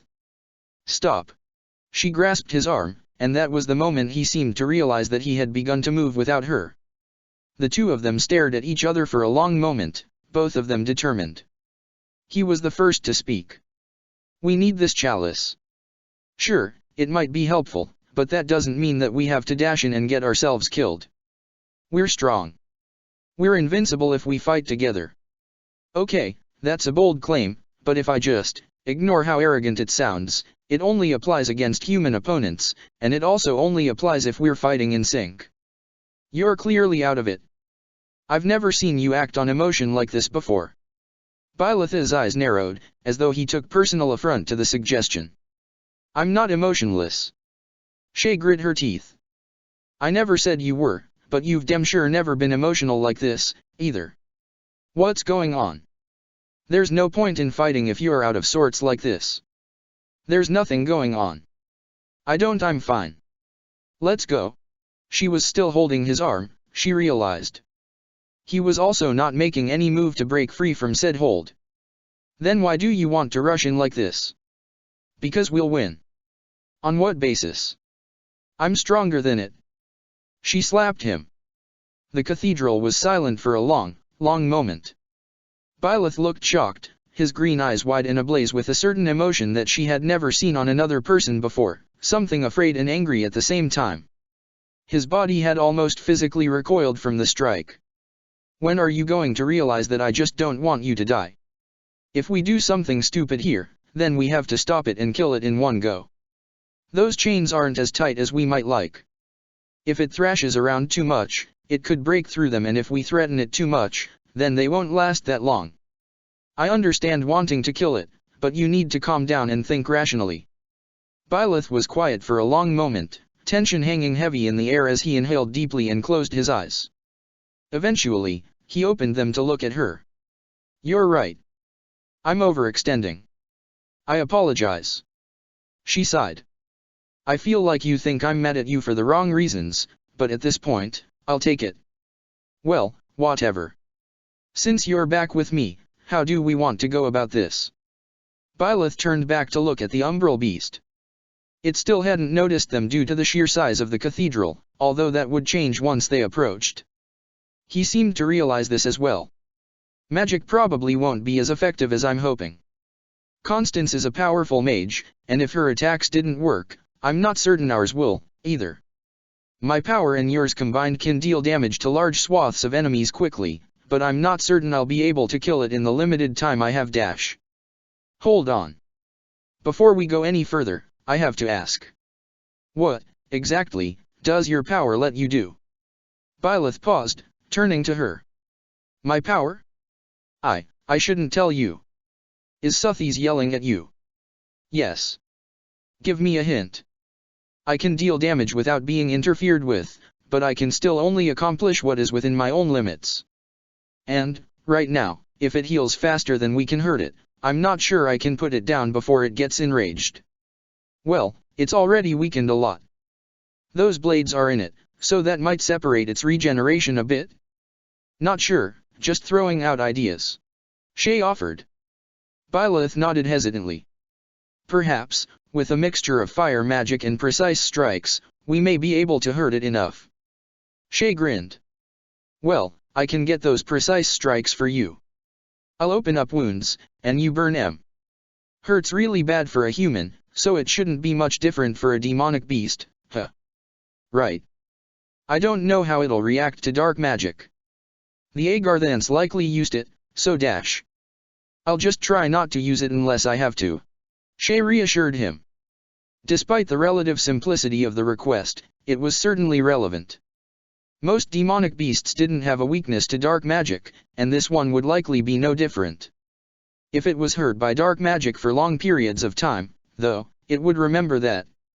Not only that, but demonic beasts were baser beings that relied on their instincts. They fought and killed because they wanted to, if they didn't have to do it to survive. They were even less of a competent life form than a giant monster, because those had the benefit of being natural creations, not tainted by. Shay came to an abrupt realization that her train of thought was starting to sound an awful lot like Arvel's. Those pillars, maneuvering will be difficult because of the debris. It'll be easier for you than for me. If I need help, come give it. You act like we haven't fought together before. I'll come help you if you need it. I'm not some rookie you need to micromanage, you know. Shay teased lightheartedly. She didn't know what was going on with him, but he still looked troubled. Was the monster really bothering him that much? Or was it something to do with Suthies? She was the goddess and that was her chalice, after all, so it could be something like that. Her tease managed to weasel a small smile out of him. Right. You are rather reliable. If we need to, we can adjust our strategy on the fly. I'll rely on you for that. I lack the experience needed in leading others. That did seem true. He tended to go off on his own and do whatever he wanted.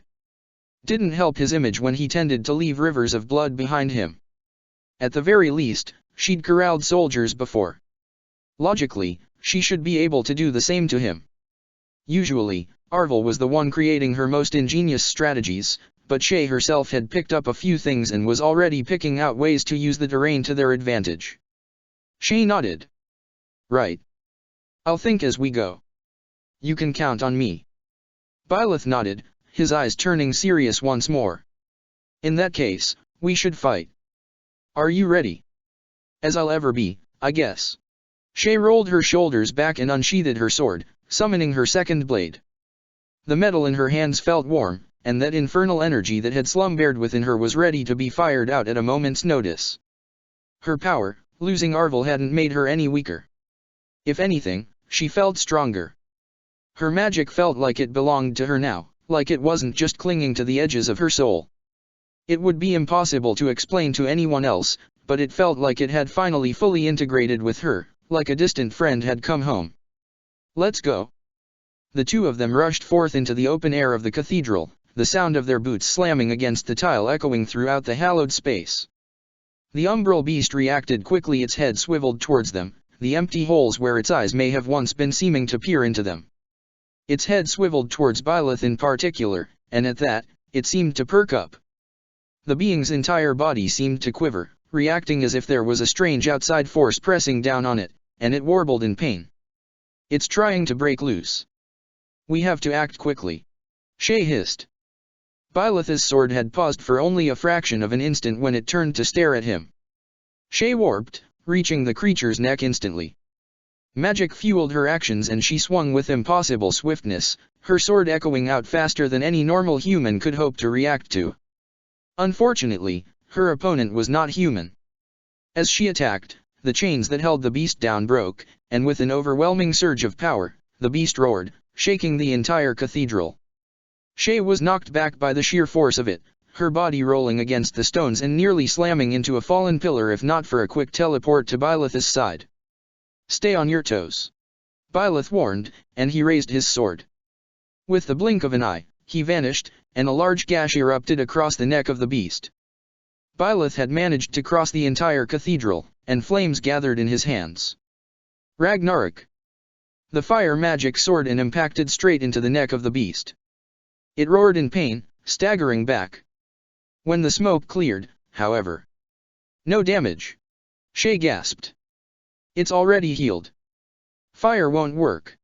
Byleth grit out, raising his sword once more. But that doesn't make any sense.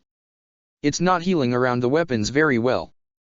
The beast roared, and an unfamiliar power swept the cathedral. No use crying over spilt milk. Try things until they work.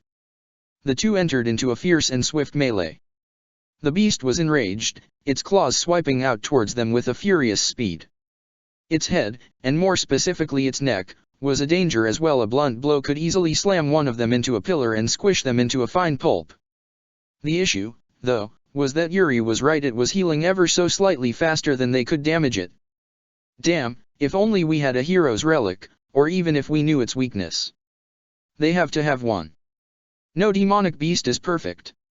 If we can just find what it's weak to, we'll be able to hurt it. Behind you. Byleth called, and Shay's eyes went wide. She pivoted, seeing a ball of flame firing towards her. With a quick teleport, it soared harmlessly past her, dispersing against a fallen pillar. The source of the magic was a stone-faced man in red robes, dark hair messily hanging to his shoulders. His form seemed to be flickering, looking mostly solid but also somewhat faded. Byleth, it's summoning phantoms. Be careful. Her head swiveled towards him, and her voice caught in her throat. That wasn't the only phantom that had been summoned. Standing directly across from Byleth was a woman with dark green hair and eyes, wearing one of the kindest smiles she had ever seen on a person. Byleth had stopped completely, and he looked like he was completely caught off guard. Then, she raised her arm, and an Abraxas tore its way towards Byleth. She didn't even have to think about it. She warped to his side and teleported to the other side of the cathedral with him. He looked rattled, and his breathing was uneven. Stay with me here, bye. We've got to kill this thing.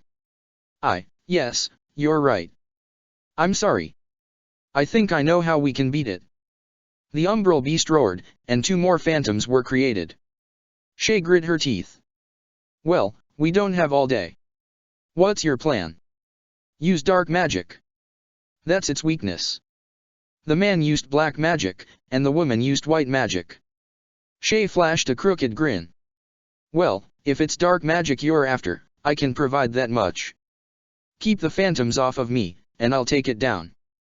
Without waiting for a response, Shay flashed forwards. Dark magic erupted forth from her blade as she struck, the umbral beast not able to keep up with her speed. She noted, with a vicious sort of glee, that the wounds she was inflicting weren't healing. A fireball was cast her way, but it was cut off by a spell from Byleth. He reached the phantom in a fraction of a second and cut him down. She gave him a reassuring glance, and he gave her a nod in response. Good. They had each other's back. Slowly, she dealt more and more damage to the umbral beast. Truthfully, although it was stronger than most she had ever faced, it was still weak to the same things that the rest of them were, that being repeatedly assaulting their stronger points until they rapidly became weak points. Hit them hard enough, and their barriers would eventually fall. Hit them with a weakness, and those barriers would rapidly collapse. Umbral steel was sent scattering everywhere as the outer carapace of the beast was destroyed, a dark spike's T landing with devastating effect. It roared in pain, and a new, strange power began to well up within it. What now? A hand firmly grasped her shoulder, and before Shay could react, she was suddenly half the cathedral away from the beast, far away from any danger. Just in time, too, because it let out a bellowing, almost earth-shattering shriek, and its power billowed out around it. She would have been caught up in it if Byleth hadn't intervened. It was going to teleport us to the catacombs. We never would have caught up to it in time before it regenerated and reached Abyss. If it does that again, you need to teleport away, he warned, and she bit back the question of how he knew that. Fortunately for both of them, however, the monstrosity was flagging. It seemed to be panting, its neck hanging low. Her attacks had been working, she could win. Grimly, she raised her blade and teleported once more. Even a worm will turn, or so the saying goes. This was a pretty big worm, but it turned all the same. When cornered, it fought with a viciousness never before seen, its speed rising and its rage obvious. Phantoms seemed to be conjured with rising frequency, and Byleth was hard-pressed to keep up with them while she was hard-pressed to not die against the monster. It almost seemed to have the vantage against her for the slimmest moment when her sword couldn't stop a blow. But everything seemed to be coming to a head when she landed a particularly heavy strike to its wing. The creature roared in pain once more, this time more hoarse and bone-chilling than ever before. It sounded like a cacophony of screams, like every person who had ever been damned was suddenly roiling in pain before her. She staggered back, rattled by the noise, and the area began to get charged with a now familiar power. It's charging up that teleport thing again. Logically, she knew the safest move was to warp away to safety, let its ability wash over the area, and then go back into attack. But something within her, some instinct that she couldn't define, told her that she could end this now. That it was weakest when using it. That she may not get a second chance. It was bleeding sluggishly, the blood pooling on the floor. That blood had been pouring for close to a year now. Would the weight of that sacrifice be enough?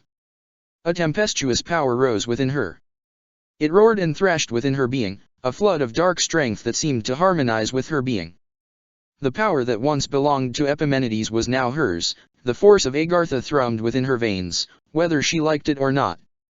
She could and would use that power to strike for a new future. Even if she lost others on the way, she wouldn't let that future fail. In order to secure a brighter future, she couldn't fail here. The weight of sacrifice will be honored. If I can't live for myself, then let this be what I live for. Open the gates of Hades. That oppressive dark magic shuddered within her, trying to eat away at her soul, but her power shone brilliantly against it. The burning light of the shadows fought against the gaping maw of the dead, and with it, the gates to Hades yawned as they opened. The umbral beast was engulfed in them, its body incapable of withstanding the onslaught. A dark, miasmic force permeated every inch of the holy cathedral, the strength of her magic overwhelming. The beast's power was smothered in the darkness, and it let out one final roar as it was swallowed. As the magic faded, so too did the noise in the cathedral. Shay was quiet, panting as she staggered back to full height. Using that magic took a lot more out of her than she thought. Letting out a sigh, she stretched, raising her arms above her head. The dust settled, and the umbral beast had fallen. Its entire body seemed to flake, its form no longer able to be sustained in this world anymore.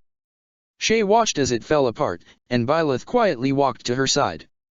That was reckless, he remarked as they watched the beast's death throes. Yeah, well, she grimaced, we won, didn't we? The umbral beast finally faded from the world, its body flaking and falling into nothingness. All that was left was a chalice that rolled to their feet and two bodies. Shay swallowed, feeling an uncomfortable feeling in her throat. Those are the phantoms, right? Byleth didn't say anything, leaning down and grabbing the chalice. He stared at it for a long moment, and Shay gave it a cursory once-over. The chalice of beginnings had seen better days, that's for sure. A disgusting miasma clung to it, the entire chalice looking almost corrupted. Hey, are you sure you wanna be touching that thing? It seems dash. A light emanated from Byleth's hands, and slowly, that corruption began to fade, the darkness being washed away by the light. Suthes is the goddess, and this is her chalice. It's nothing she can't purify, he said quietly, his green eyes almost dissecting the chalice. Shay just let out a sigh. You're always so calm about these kinds of things. Don't you think you should be a little more excited? We just won against a massive beast literally formed by the goddess Chalice. The least you could do is celebrate. Byleth didn't say anything, but his eyes flicked to the woman once more. They. Shay followed his gaze. The woman looked as serene as she did as a phantom.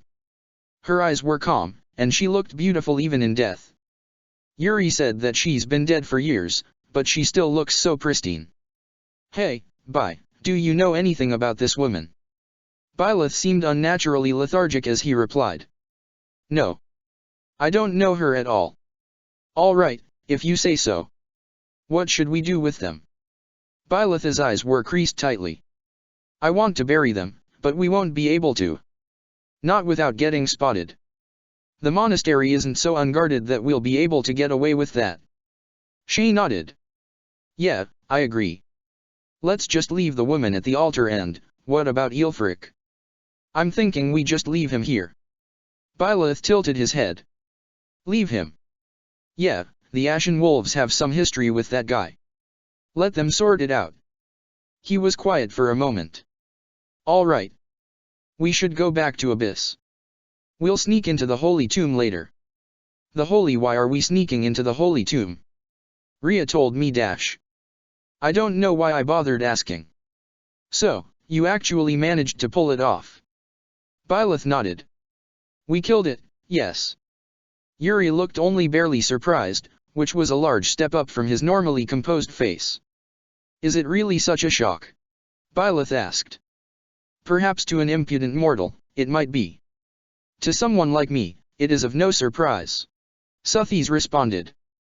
He could practically see the prideful grin she wore. Yes. Honestly, I don't know why you didn't call on more of my might. Why, with our powers combined, we could have smited that beast on the spot. Sorry. You ought to be. You went and made things more difficult. Why, a single Ania's arrow would have destroyed that thing, let alone dash. Suthies. She went silent, and he continued. Tell me who that woman was. Down in the cathedral, something within Suthies had been jarringly off-kilter. She had seen that beast and had immediately spoken up for the first time in quite a while, her voice booming and sounding somewhat more mature than previously. She had told him to kill it, had almost commanded him, and he had almost felt obliged to obey. For a second, it felt like she would wrest control of his body, that she would take his soul and shove it into some dark corner, never to be seen again. It had taken everything within him to fight her off in that instant. The reason he didn't meld with her, he wasn't sure he would survive it. He was aware that the woman had looked like him. He was aware that Suthies had recovered at least some of her memory in Zaris. He was aware that she was hiding something big. Out of respect, however, he had refrained from pressing on any of those points before now. We'll handle the rest. You two just go rest up for now. Despite the minor setback this could give us, it's really no big deal. Honestly, it's a bit of a load off my shoulders. As promised, the chalice is yours. Both of you can remain in Abyss for as long as you want. Regardless of what you do, I'd recommend you visit our library before you leave Gareg Mach. I've spent some time poring over our books, and it seems the Agarthans haven't touched anything, so dash. The door creaked as it opened, and Byleth turned his attention towards the interloper. Shay's eyes were even quicker than his, and from her expression, it wasn't good. Hey, Yuri Bird, what's dash? A familiar woman was standing in the doorway, her red eyes wide. Happy stared at them with an expression of unfiltered shock for a few moments before her expression flattened out into something more manageable. Hey. Didn't think either of you were still alive. Good to see you. It's really good to see you too, Happy, Shay spoke slowly, her voice somewhat choked. You alright? Yeah, we're okay. Thank you. Just, don't tell anyone up in the monastery that you saw us, okay? Got it. Hey, Yuri, there were some people who were looking for you. Something about paying back some debts, or something. I dunno, B was keeping them company. Yuri sighed. Right. Thank you, Happy. I'll be right there. As for you two, don't feel pressured to make any decisions just yet. Remember that Abyss will always offer a place for you. As for now, I do have things to be doing. Try not to cause too much trouble, or get robbed. Shay nodded. Right. Thanks, Yuri. You're a really good guy. He gave a little half-wave as he walked by them. Right before he left, however, he paused, giving a half-turn towards them. Well, I wouldn't go that far. Don't forget where you are. With that ominous message imparted, he left, Happy going with him.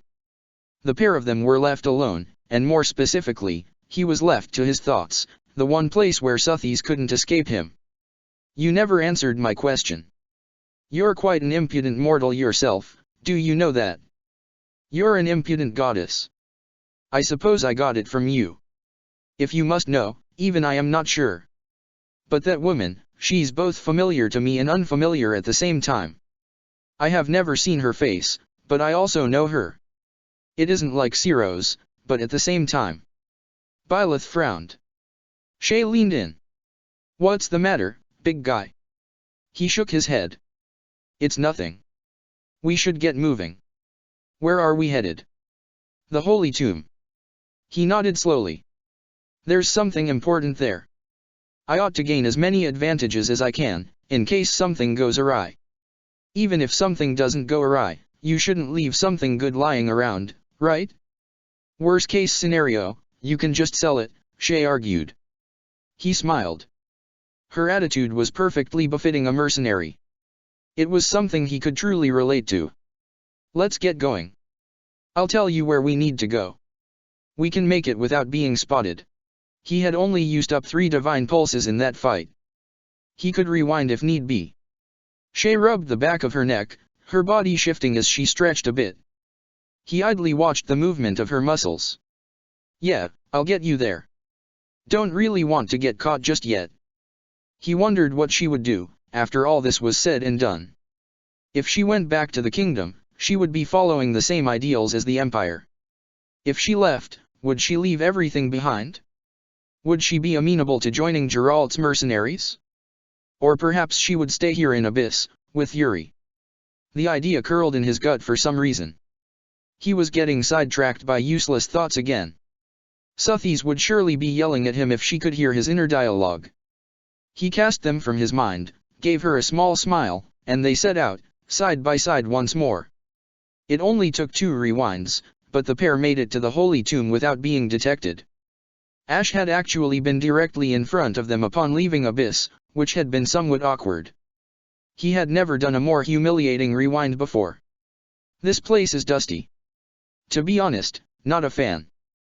Byleth glanced around. She was right. It had fallen into disrepair recently, he could tell. It looked like some people had come here and attempted to clean it up, but there were clear signs of a fight.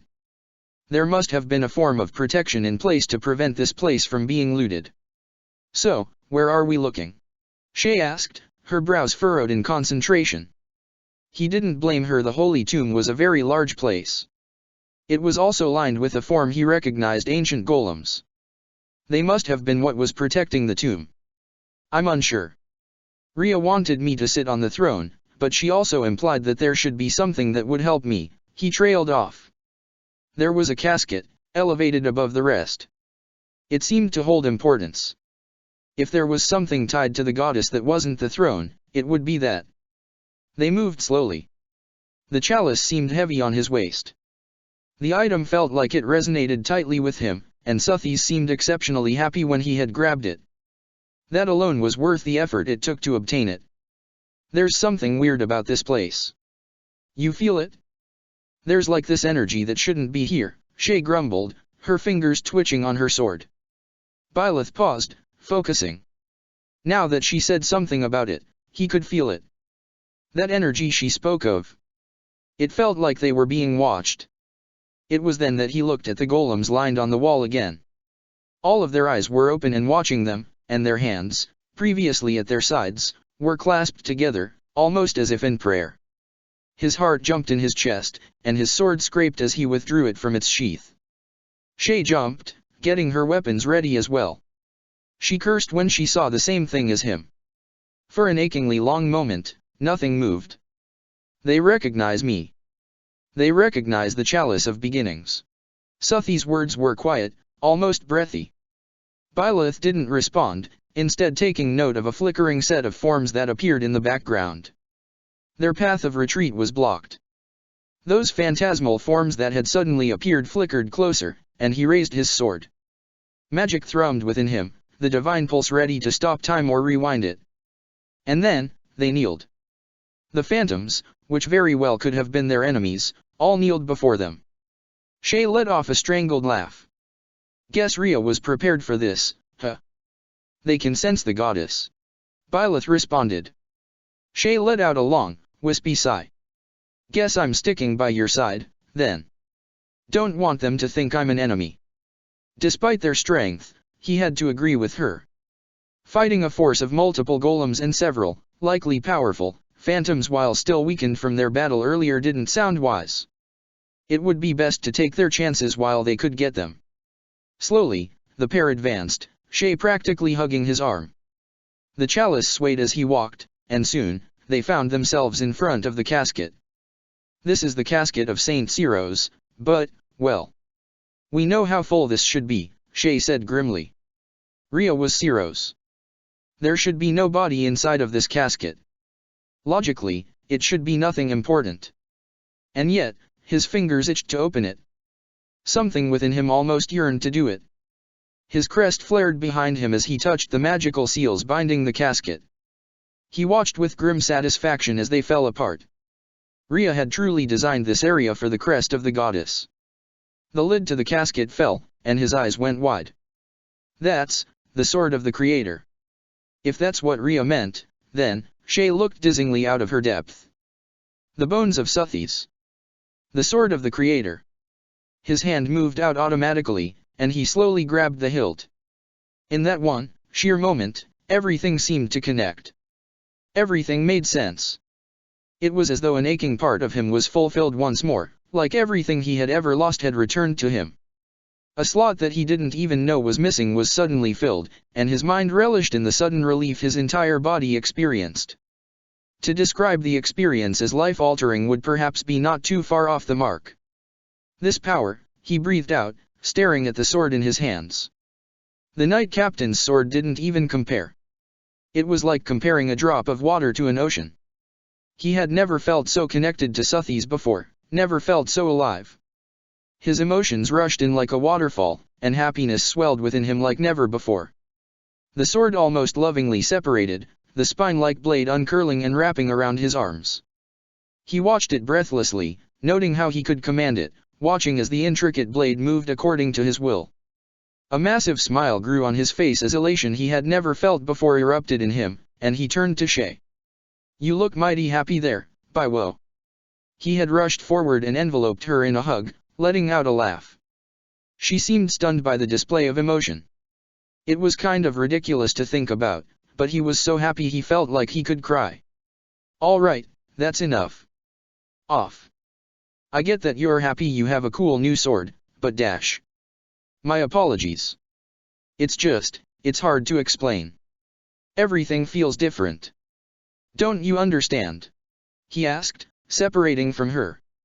She had her Agarthan blade, after all if anyone would understand, it would likely be her. She just gave him a bemused look. Can't say that I feel the way you do, but I am happy for you. The sword of the Creator is supposed to be strong enough to cleave a mountain in two.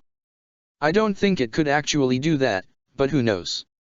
He stared at the sword in his hands, watching as it reformed. Destroying a mountain? Probably not.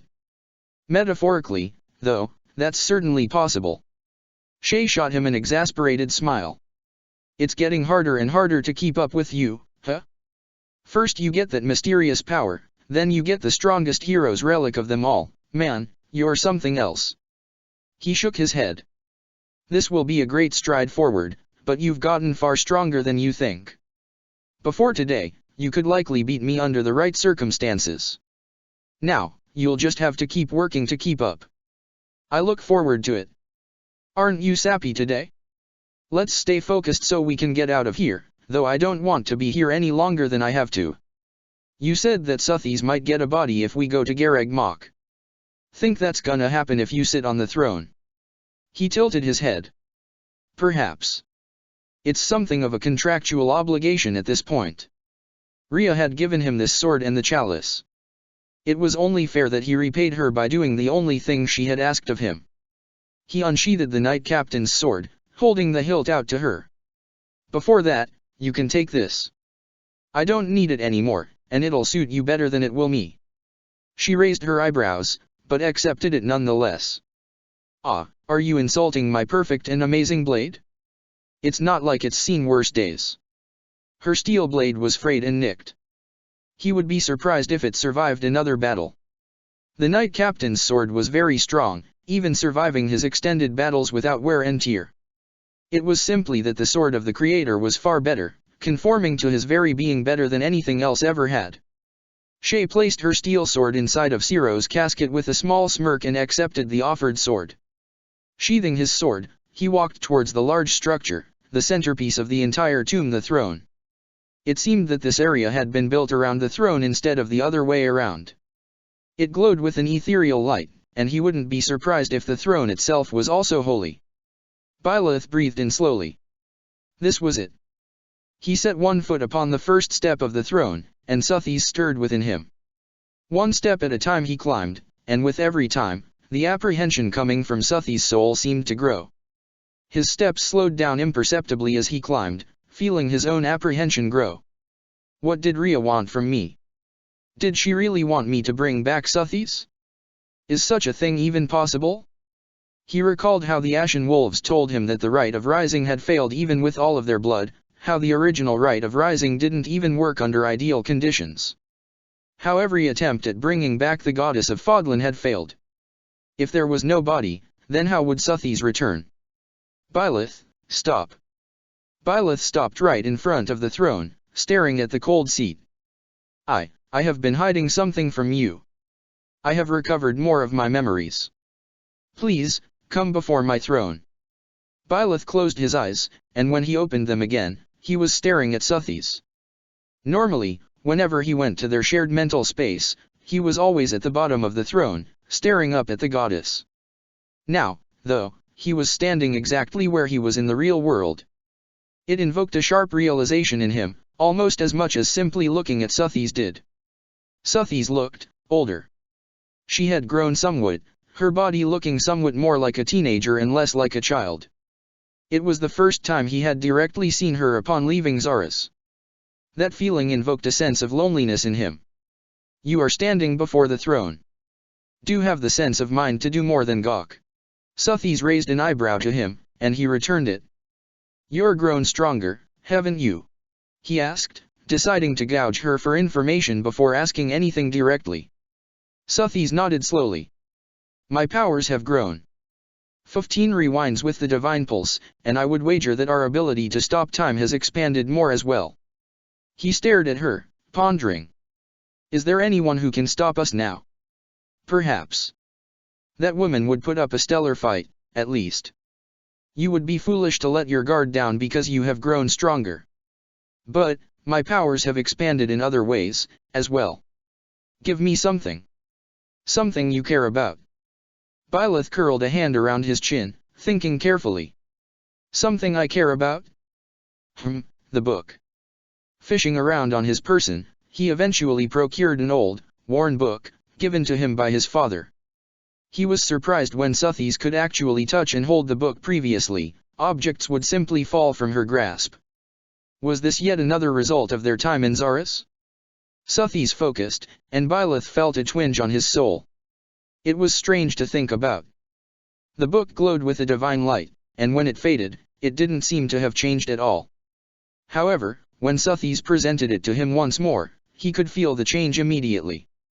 This is, he spoke quietly.